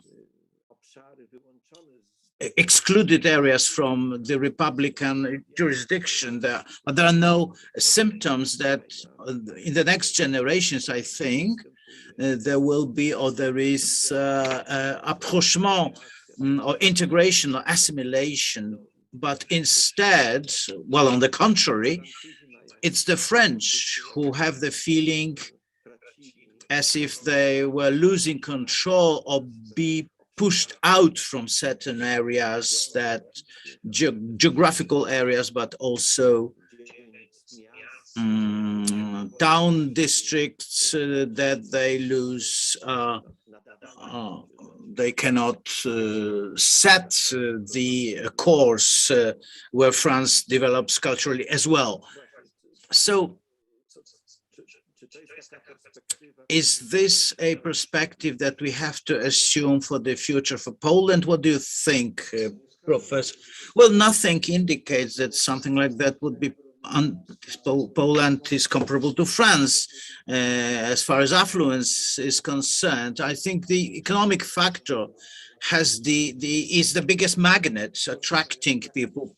As Poland as it is right now, and it's exposed to certain risk of immigrants from the Belarusian border, but it's a transient problem, and it's clear that it does exist. Of course, there was a moment of transition, which is that could disintegrate to some extent.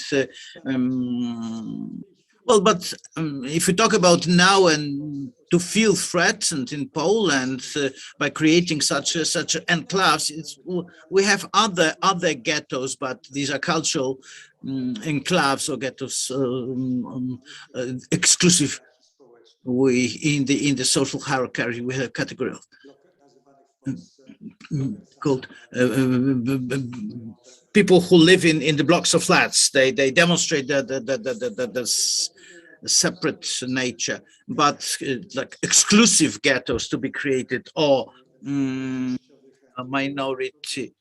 Well, it doesn't prevail in Poland. It doesn't. It's not true to Poland, and I don't think it will be here. And until now,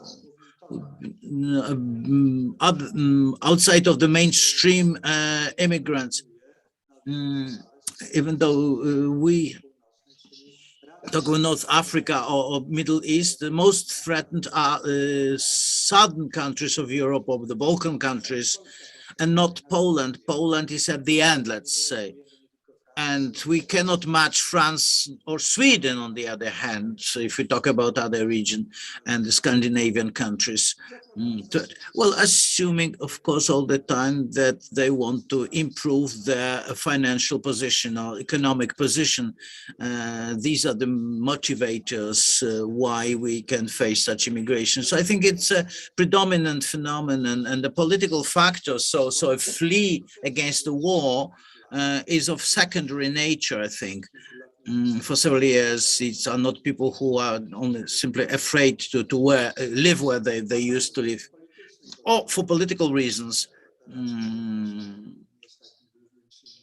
It's not the main factor. But if you talk about how the Poles define immigrants, research shows open-ended questions. What's your who are they? The indicated immigrants are, first of all, people who have different language, look differently. That was a subjective. Poor people, people who want to improve their well-being, who suffer or are unemployed. So this was a very pragmatic approach of the respondents of Polish society. And the fact that they define them mainly from the cultural perspective, well, among other things, is an indicator that we have no cultural ghettos. Because I have one comment. You asked a question, Professor. What about young people in Poland? Young people are more prone to accept immigrants as compared to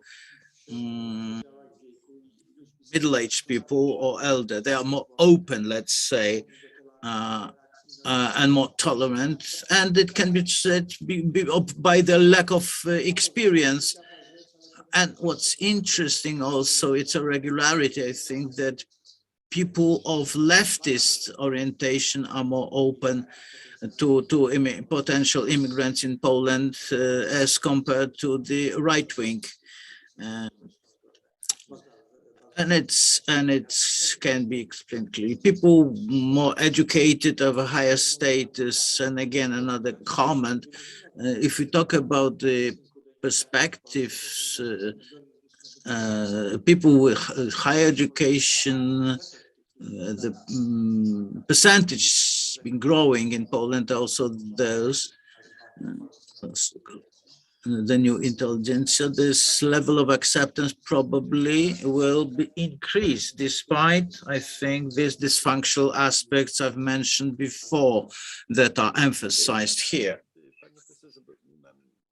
Yes, but Professor, I have two comments before we move to the general discussion, because I see that Madame Rosinski is not connected. Insofar as the migrants and the perception, I believe that this is also quite common or more general of a phenomenon. For instance, in Berlin, we have quite a big American community, and they're not perceived as immigrants, right?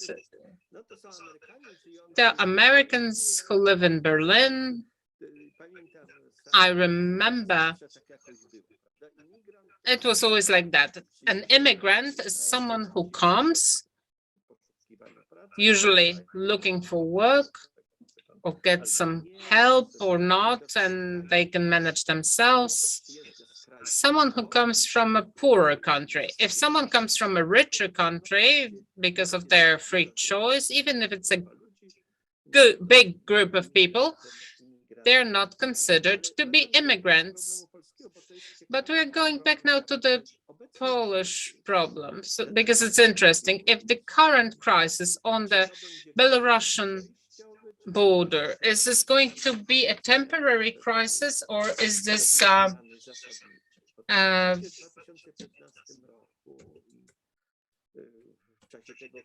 forecast or a forerunner of a basic change? Because we remember that there were some immigration stresses in 2015, and it was an obstructive problem for us. This rebellion in Poland,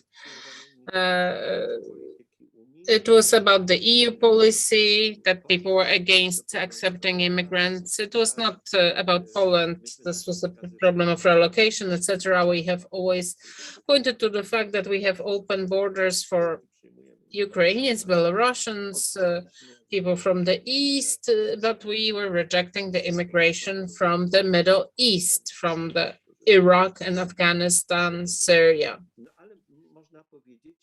But we can say, all right, but maybe a new path, a new route has been discovered. So what Lukashenko is doing,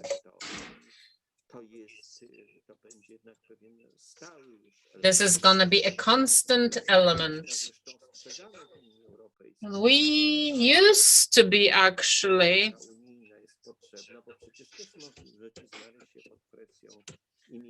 want in the EU that such a policy is necessary because there might be the immigration pressure. We used to think that this is an abstractive problem. Nowadays it is not, because these numbers are growing. These people very often are very much disoriented and put there on purpose, but dictators learn very quickly.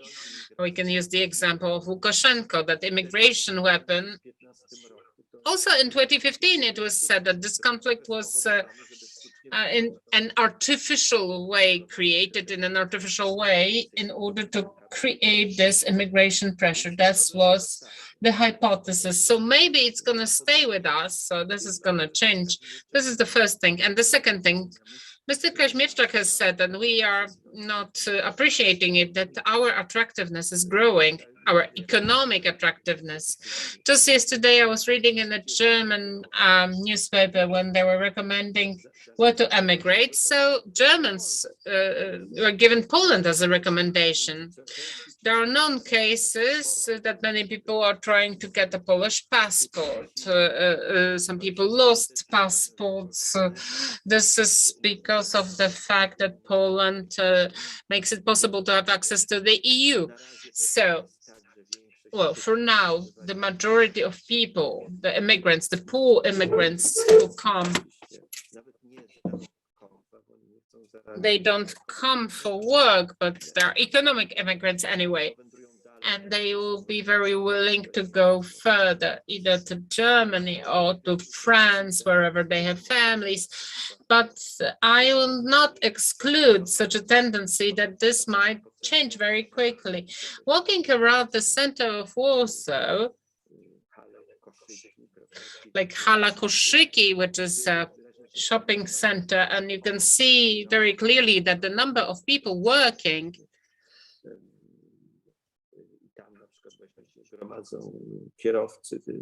that the drivers, like the Uber drivers or Globe or some other drivers gather there, or other companies that deal with deliveries, food deliveries. This is growing. Poland is a place of a great affinity,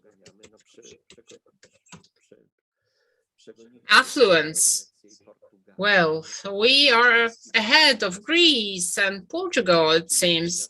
So we'll become more and more attractive now. So the processes that you've mentioned, like the Italian process, they have started recently. France in the 90s was very optimistic insofar as its strength of integration, of opening. So for sure, this is not a perspective of the next 10 years, but rather 20, because the processes go faster. Maybe we should get ourselves prepared. This phenomenon will exist, will appear, and then we'll have to face the question that Italians and French face, that certain processes, at least some of the societies, communities, believe that they are dangerous for them, that they are destructive, and we will have to tackle the same questions that these societies were confronted with about 10 or 15 years ago. On one hand, it is, as you say, you've pointed to two arguments that say that this is something we might face because, well, first of all, Poland will be more attractive, so this is going to be an attracting force. And the second thing, that there is a new route. Yeah, this is true. This route didn't exist. But the argument against it, for this route to be operating, I'm thinking here about the Belarusian route. The Belarusians need to be able to afford it. Can the current president afford it? Maybe he gets money from other countries. So maybe to a certain moment it's going to happen, but in the longer run, he won't be able to afford it, to bring these immigrants to Minsk and then transport them to the border. And there might be the opposition of the Belarusian society, and maybe he's aware of that. So if this route through Belarus, not through Baltic states for sure, not from the southern side, because the Prime Minister Orban will not allow for that. So through Belarus, but through Belarus only to a certain moment. I am, however, in favor of the thesis that there are various motivations like financial, economic, pragmatic, dependent of the fact if Lukashenko wants it or not. Once this route is known and checked, that it exists, that it might start to operate. But for now, I think that this moment of the growing attractiveness of Poland and wealth of Poland will be more and more significant. All right, well, thank you for your answer. And maybe we'll now move to a more general discussion, because there are some participants who are just listening. Maybe you would like to ask a question or comment. Maybe I'll give the floor to Madame Jolita, if Madame Jolita is with us. I understand that Madame Roziński is not connected. She lost her connection, it seems. So no, I think she's not with us. I can't see her. All right, I give the floor to Madame Jolita Wierczyńska to conduct our general debate, our general discussion. Hello, thank you very much for the invitation. I would like to say hello to everyone, and I'll be very willing to give the floor to anyone who would like to ask a question. I see that today we don't have many people. Okay, there is someone. Mr. Gunnar Heisen. Allow me to come back to the observation of Professor Krasnodębski that Poland may, in much shorter time than expected, a haven, a safe haven, where people will look for protection. If Poland turns into such a haven, of course, it is not alone. Already Denmark has turned itself into such a haven, though it is still a member of the European Union. It has very harsh border controls. And let's not forget that the United Kingdom turned itself into a safe haven, and safe haven has a definition: protected against low-skilled immigration. Through Brexit, the 2015 experience that Germany could take in low-skilled people from all over the world and divide them over Europe and push them into the United Kingdom caused great consternation in the United Kingdom. And I think in the end was the strongest reason to continue with Brexit. So how do you protect your border without doing an exit? This will be, I think, one of the major occupations in the after Denmark did so. This will be an occupation for Sweden and Finland. and then further on in the Baltic states and in Eastern Europe. If 1,000 million low-skilled people press at the borders of Western Europe and the United States of America, the race between the nations affected to become a fortress of competence will increase. So I expect a sudden change of quite a few nations in Europe towards the path of Denmark and the United Kingdom. And I would think that Poland is well advised to follow this course, because Poland has assets, no terrorism in the country, well-educated population. So it's attractive for companies, and as Professor Krasnodębski just said, it's also attractive for people who just want to live in a space where nobody wants to kill them. So they come here with money, not to work, but they come here to find a safe haven. To a degree, I belong to the latter group.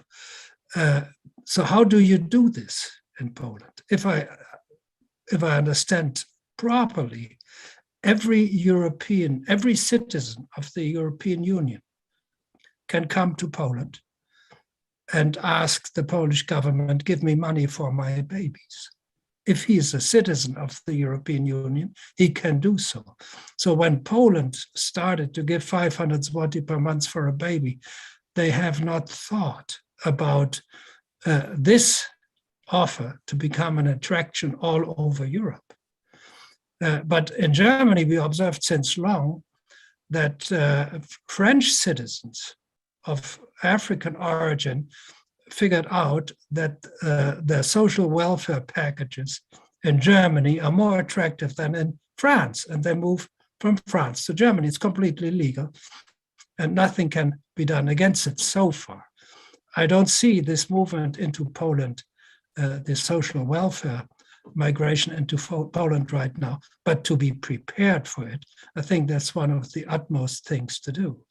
So if the entire union does not take the Australian step, does not pass the Operation Sovereign Border of Europe, as was done 8 years ago in Australia, then the individual countries must act.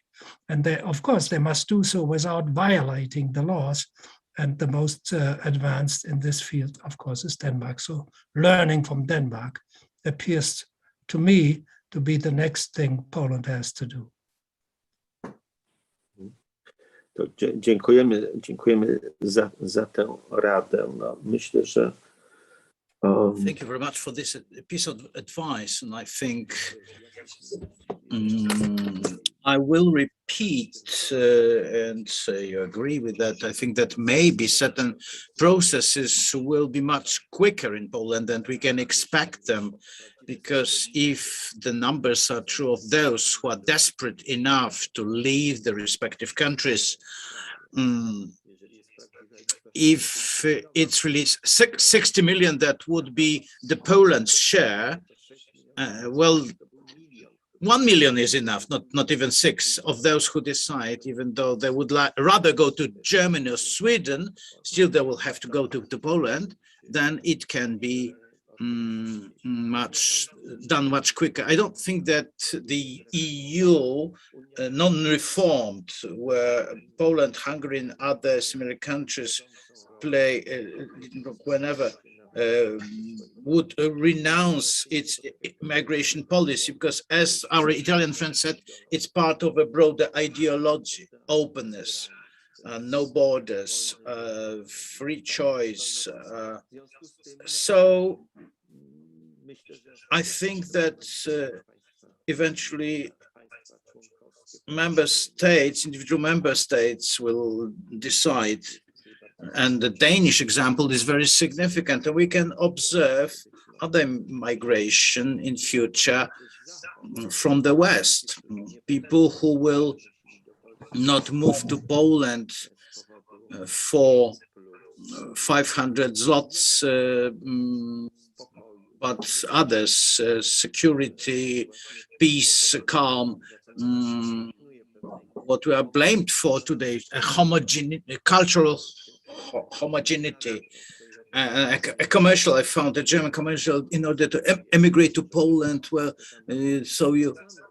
they pointed out, of course, that maybe it's hard to be the only German if you live in a block of flats. But on the other hand,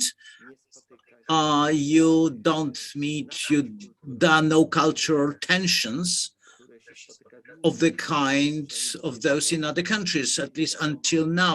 I'll never forget, while in 2016, Christmas Mass on the Christmas Eve, Christmas was 2016, I think, or 17, when in front of the Brussels Cathedral, there was not only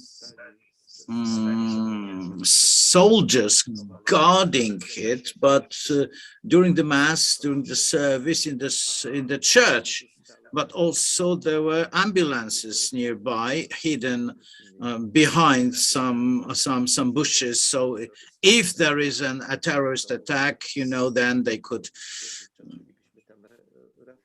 We would have been saved or rescued, and that reminded me of my first shock when I first came to Vienna in 1985, and I could see 5 police armed in front of a synagogue and the Jewish community. Then for the first time, my trust in overwhelmed Western tolerance was so sort of shaken. And the situation in Brussels demonstrated that other religious minorities than Catholics must be protected and guarded. So this kind of, unless there is a revolution to be exported to Poland, and the inflow of immigrants, but we still have this this peace and a relative homogeneity with great tolerance and curiosity of the others, and that can attract people from, or individuals from, the last brains from Western Europe. So you can see an immigration perspective in front of Poland. So Jolita, over to you. Thank you very much. Did I not? I think that Ms. Katarzyna Radziński wanted to say something. No. No. So, please ask your questions, ladies and gentlemen. We are not in big numbers, though, but there are many topics. Well, let me repeat the question to Ms. Catherine. With this younger generation, with let's immigrants, the children of immigrants, second, third generation. Again, I cannot hear you just now. I couldn't. To może pani Can you hear me? Yeah. So I didn't hear again the question. To może ja powtórzę. Well, the question was Yes, maybe I'll ask the question in Polish to be translated. Maybe you can hear the interpreter. Yes, let me know. Well, maybe that's a problem. I would like to ask you about the second generation or third generation of the migrants, those who arrived in France and they live there, they have children born in France already. I wonder whether the integration process, that of assimilation, can you notice it in the second or third generation? Do young Arabs, for example, or young Turks become French in this second or third generation? I wonder. The first generation was assimilated very easily.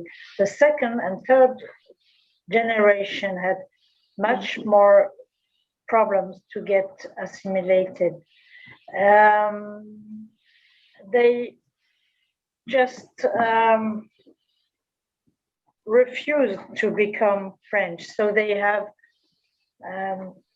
identity papers on their identity card. They are French, but they remain culturally foreign, and they refuse, mostly, not all of them, of course, to mix to the rest of the population. Why so? It's quite difficult to say. This is a great mystery. We don't have the answer to that. Maybe one of the reasons is that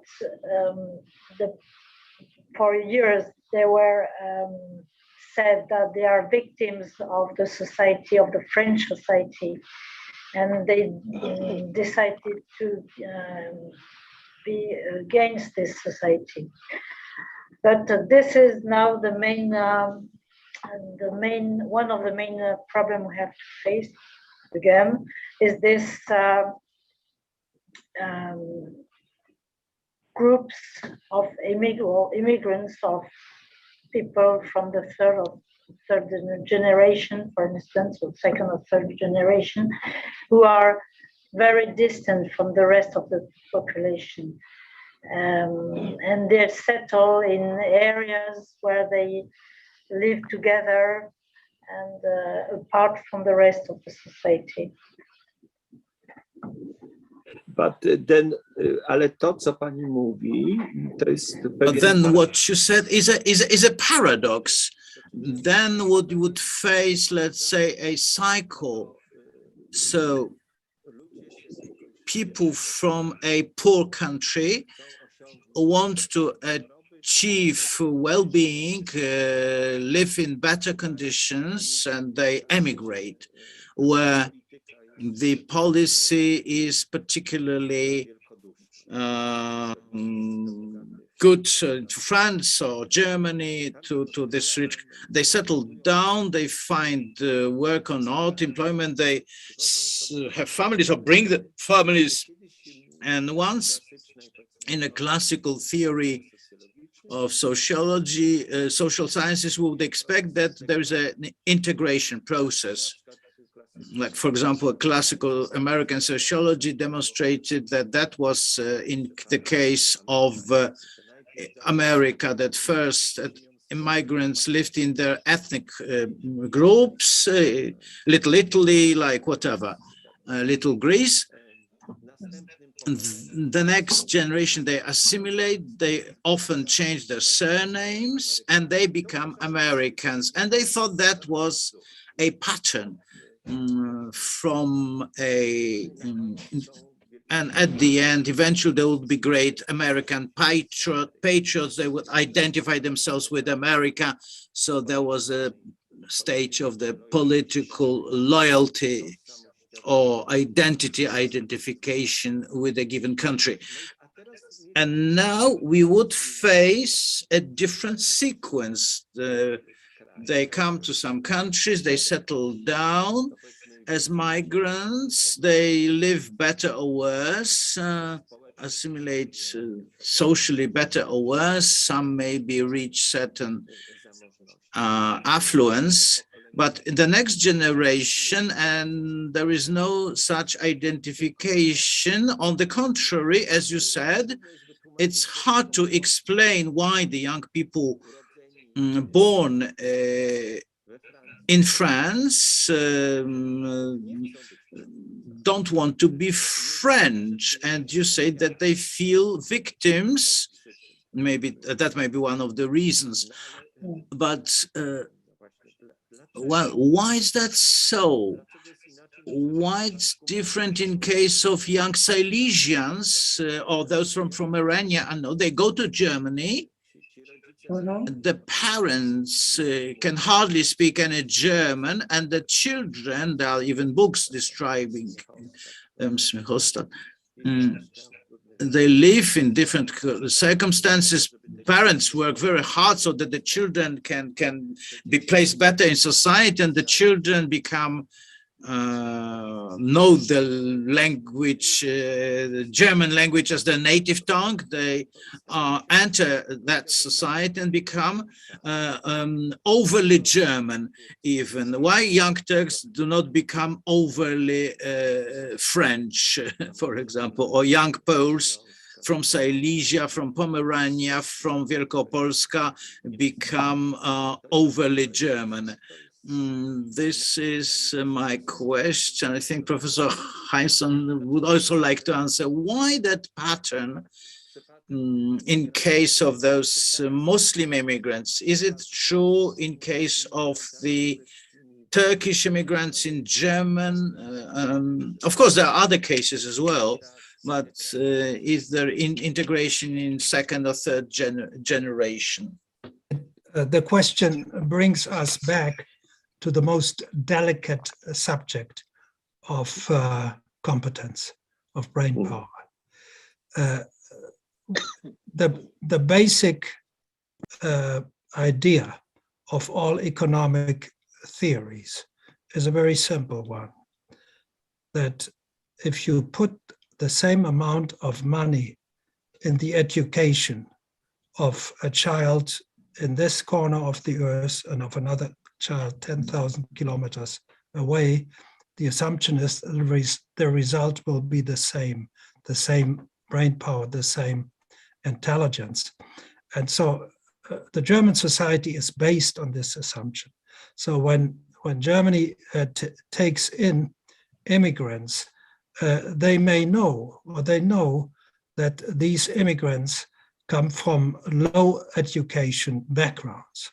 They are not afraid of this because they say, we will send them to our crèche, to our kindergarten, to our schools.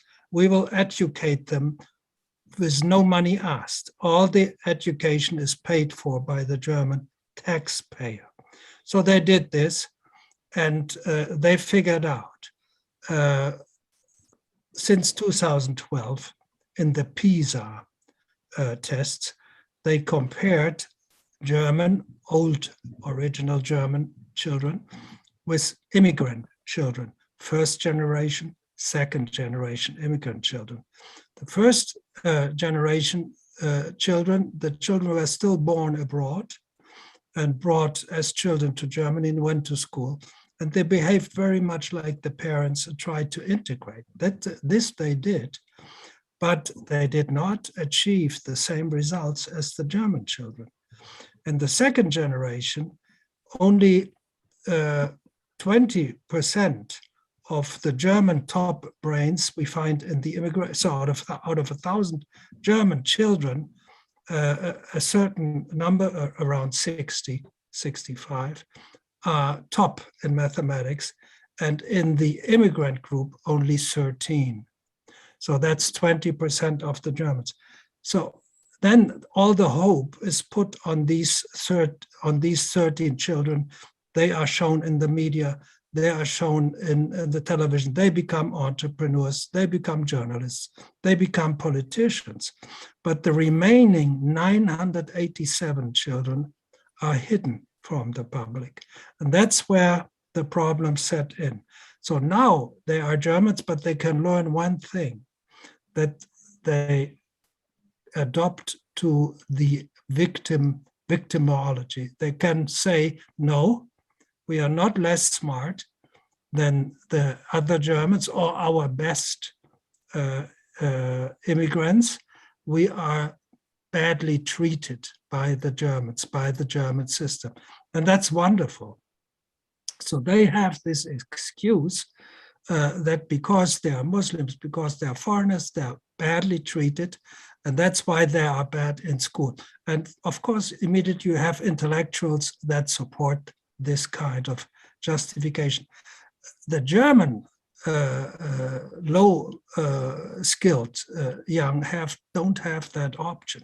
So to obtain some grandiosity, so the Muslim children, they become very Muslim, and they have the history of the caliphs and of the Muslim Congress.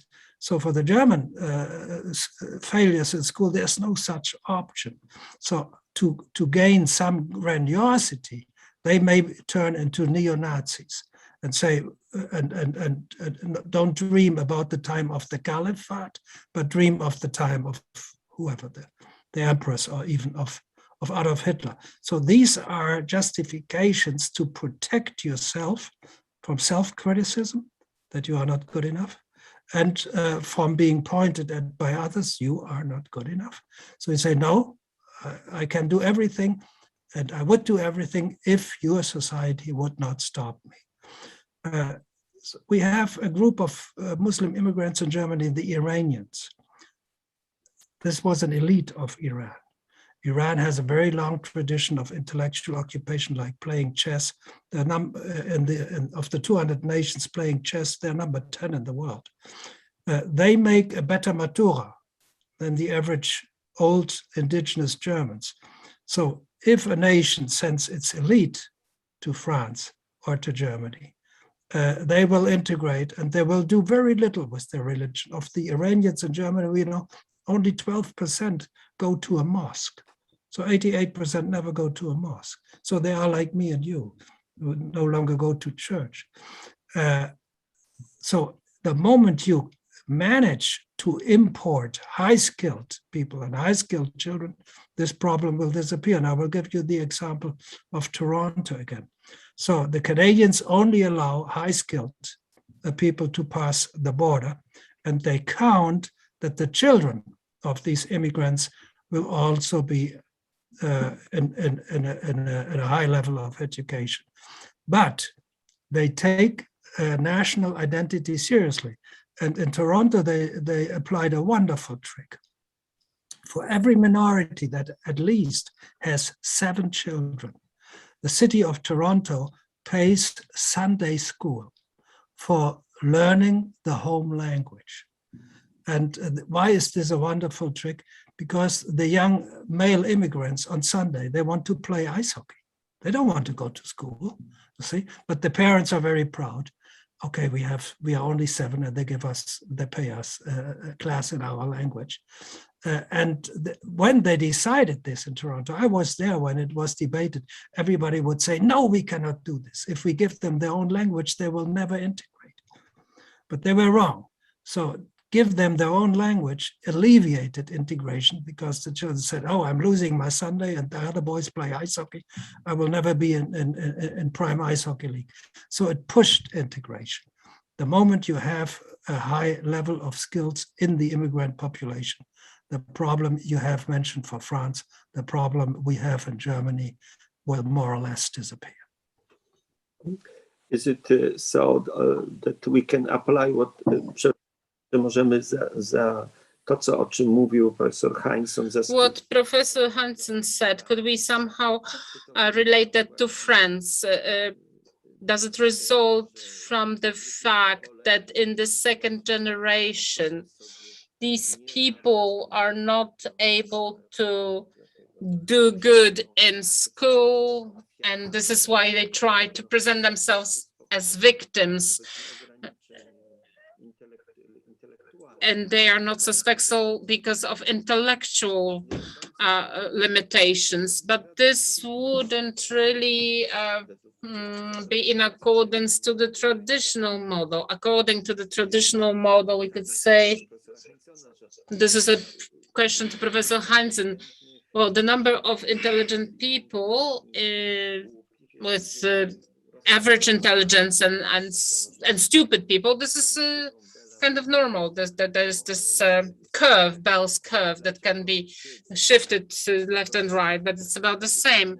So the question is, why, once the traditional model for immigrant was that they came to America, there were refugees, there were peasants, they didn't know the language, they didn't know the tradition, the customs, certain rules of civilization of Europe, but after some time, in the second or third generation, they would overcome these difficulties. So they would become Americans. Why this doesn't work in the current societies? Why someone who came from a poor family from a Polish family to France, then they became French, and they identify themselves. Well, if their name was Poniatowski, they could even become a minister in French government. Why doesn't this element work? And you say that in the second generation, they cannot really manage. This is a question to Madame Rozyński.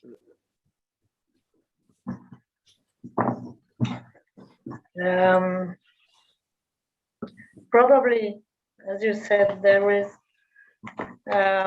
something to do with the traditional model, maybe with a family where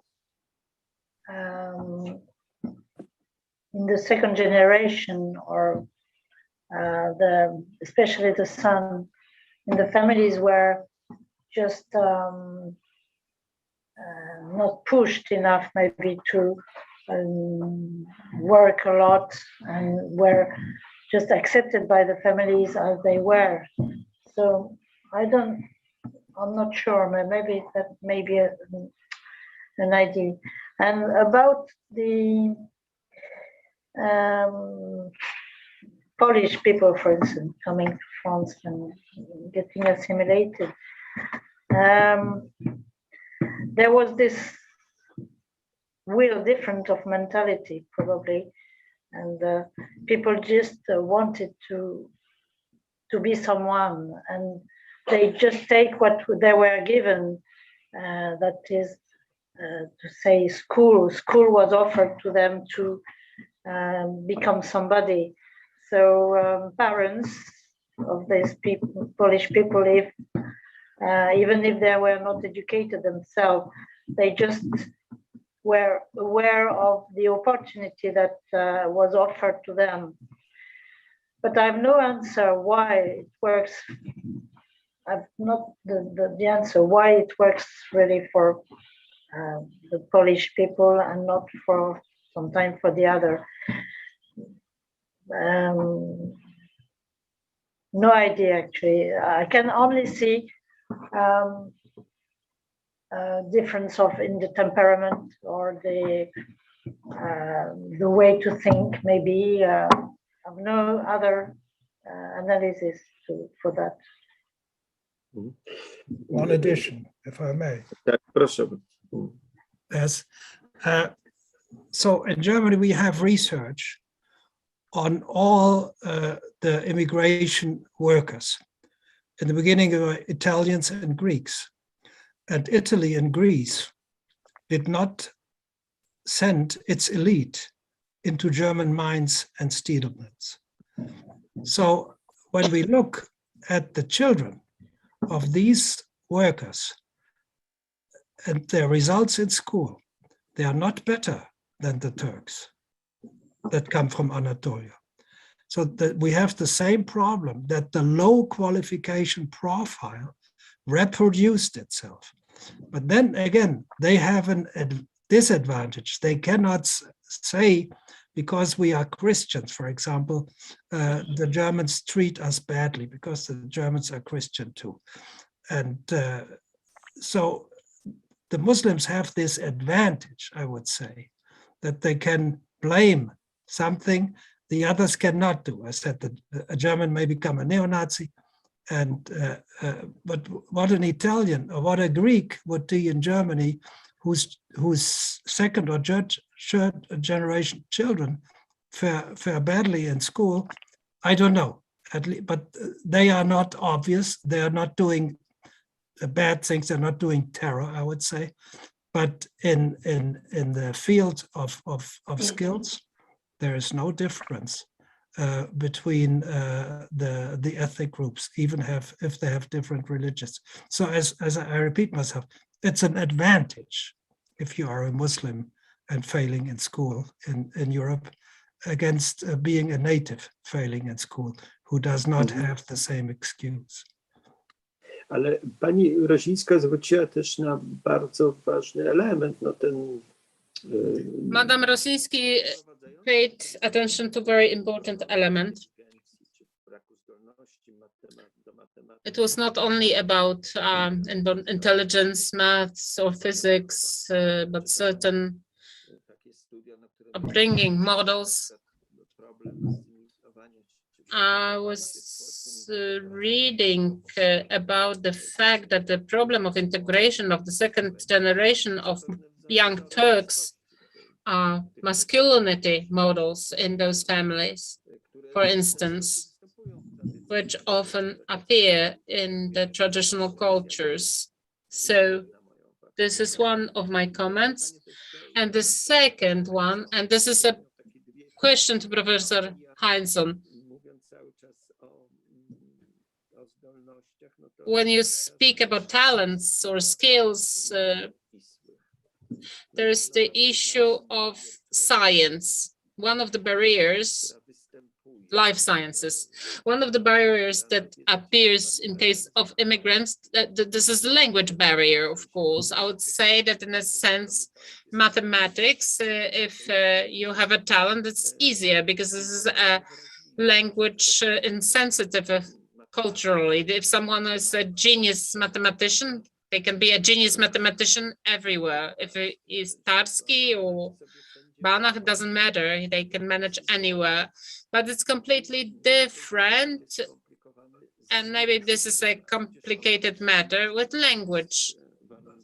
And language is also a condition of social advancement. In case of humanist education. And these are, of course, also huge barriers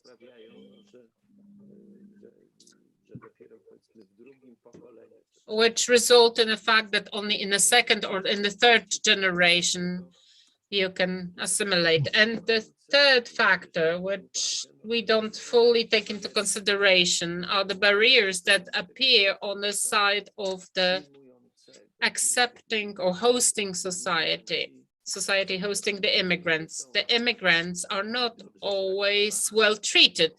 We have to say that, especially if they come from the countries which are not so prestigious. Yeah. And being in your own country and the fact that you are in your own, that you are at home, that you are in the country of your ancestors, this is also the issue of certain cultural certainty or assurance and the possibility to get identified with this country. I have an example because I was very much interested in the fate of my family, which I suppose has the same genes. My great-great-grandfather emigrated to United States and he had two sons. One of the sons stayed in the United States, and this family, yeah, we had some contact and they're middle class, I could say, but without any fireworks, if I may say, intellectual fireworks or any others. The second part of the family, great-grandfather, with the money that he has made in United States, he has educated his second son, who became a state official. And after Poland regained independence, he became a MP in parliament and Sejm, and then the bad times of communism happened. He was in jail, he was killed, as it is usual in Polish families. And between these two parts of the family, there was a great distance of opportunities of the level of life, quality of life between the American and Polish family. But it was not resulting from skills or talents, but situation. I agree. But because genes were about the same. I just want to finish this story. After a few years, after Poland regained independence again in 1989, the Polish part of the family started to be ahead of the American part of the family. So this is all I wanted to say, that there is the historical context, which is a decisive factor, not only talents, and this feeling if someone wants to, okay, a poor child of poor immigrants, which are not very well treated, they want to become a German, but they wear the stigma their whole life, and then this trauma is somehow translated to the third generation, or someone stays in Poland. Poland gets a chance, gets an opportunity in development, and in the third generation, this child, the third one, can develop their skills and talents because they don't have the trauma, because immigration is also a traumatic experience. If someone is sufficiently ambitious and intelligent, they know it. Professor, isn't it so? Well, I would say this is an important point. I mentioned before what confirms what you say, that the Chinese immigrants in the United States, they have to learn a new alphabet. They have to learn a new language. They look differently. They are quite small. They're easily beaten up in school. And so in English, what it's called ERW, English reading, writing, they're still twice as good as the whites, still twice as good. But in math, as you pointed out, they are 4.5 times better than the whites. So you can easily support what you say. Yes, it's easier in math than in the language of the new country to excel. They are so brilliant that they excel in both, but obviously 2 times in English and 4.5 times in math makes a great difference. We have, of course, the other famous example, Jews expelled from wherever in the world, and still usually wherever they come, usually they're not accepted with open arms, but the children in general do quite well, on the average, better than others. We will still have to figure out,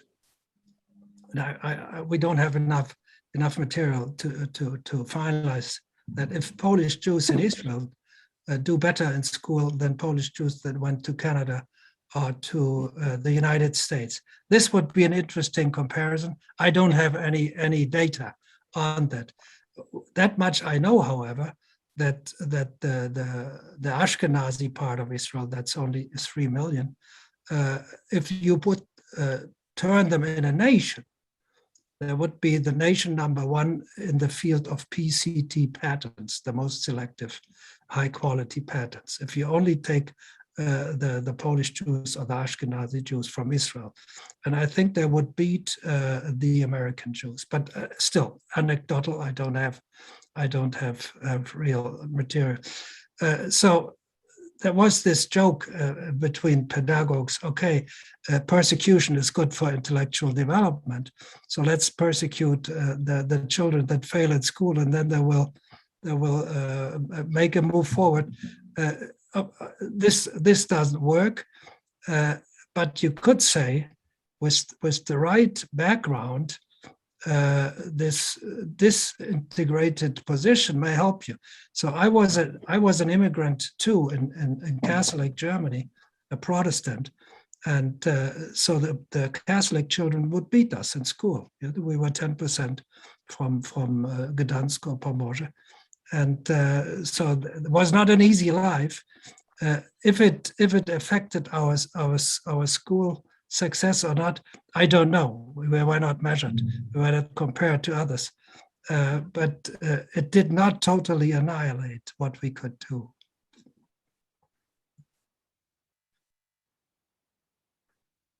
Tak, ale to jeszcze mam jedno. Yes, well, talking about the theory that you have that you are interested in, there's a picture of meritocratic or fact-based society. There is Michael Sandel's book, who tries to explain why there's so much unhappiness in American society, and where populism is from. And he demonstrates how much evil is this meritocratic society, how difficult to stand psychologically. Situation where, let's say, my life is not a big success, but I can say that it's due to the reason that I've been a victim, or I didn't want, or it's a class society. I'm an intelligent laborer, well-read or whatever, or the bus driver or taxi driver. Even though I haven't finished my secondary school, but it's because, well, I'm talented, but I'm lazy. All those, society is not based on knowledge, but this myth of this, because of that, people say, yes, if I'm not doing very well, I'm not intelligent enough. That means I'm poor because I'm stupid. And Michael Saunders in his book claims that this is the most difficult thing to stand. I don't think our societies are sort of meritocratic or education-based, or however you call it, but he claims that partly this myth in America has triggered such a revolt, that put Donald Trump at power. But the question is whether this kind of society where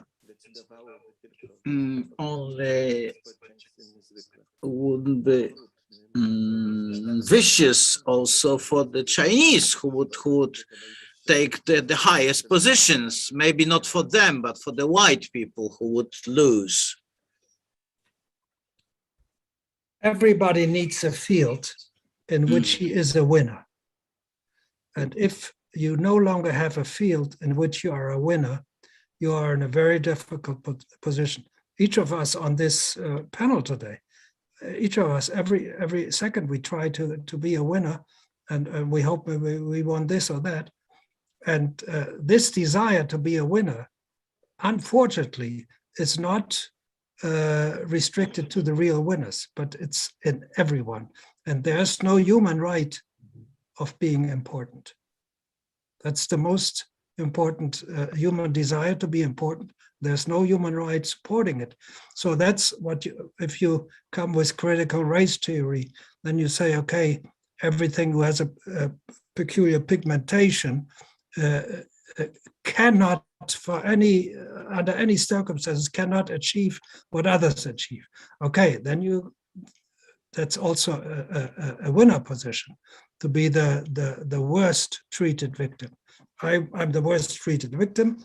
So okay, it brings me out in a better light, and it even requires a pity and maybe monetary assistance, whatever. That's what America is doing, like no other nation, trying to define winner positions for the losers. And Ja chciałam jeszcze zapytać pani Katrin Roziński. I would like to ask Katrin Roziński, talking about these young people who don't want to become French. Do they know who they want to become? The fact that they are not French or don't want to doesn't mean, may not bring an easy question who they would like to become or be. I'm not sure they really know themselves. They are just in a kind of revolt against being French. But at the same time, they are not really belonging to the country where they come from. So they are kind of foreigners in France and foreigners in their own country.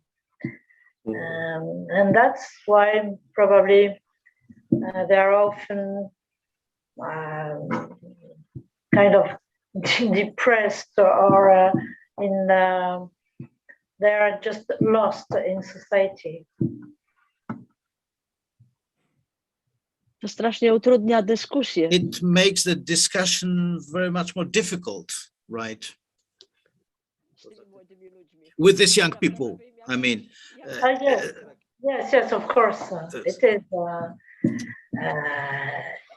But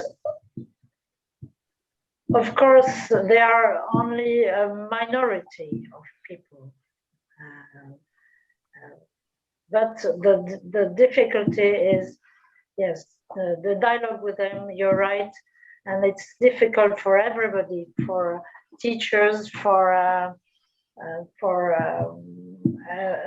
policemen, who for anybody who is the representation of the state, especially.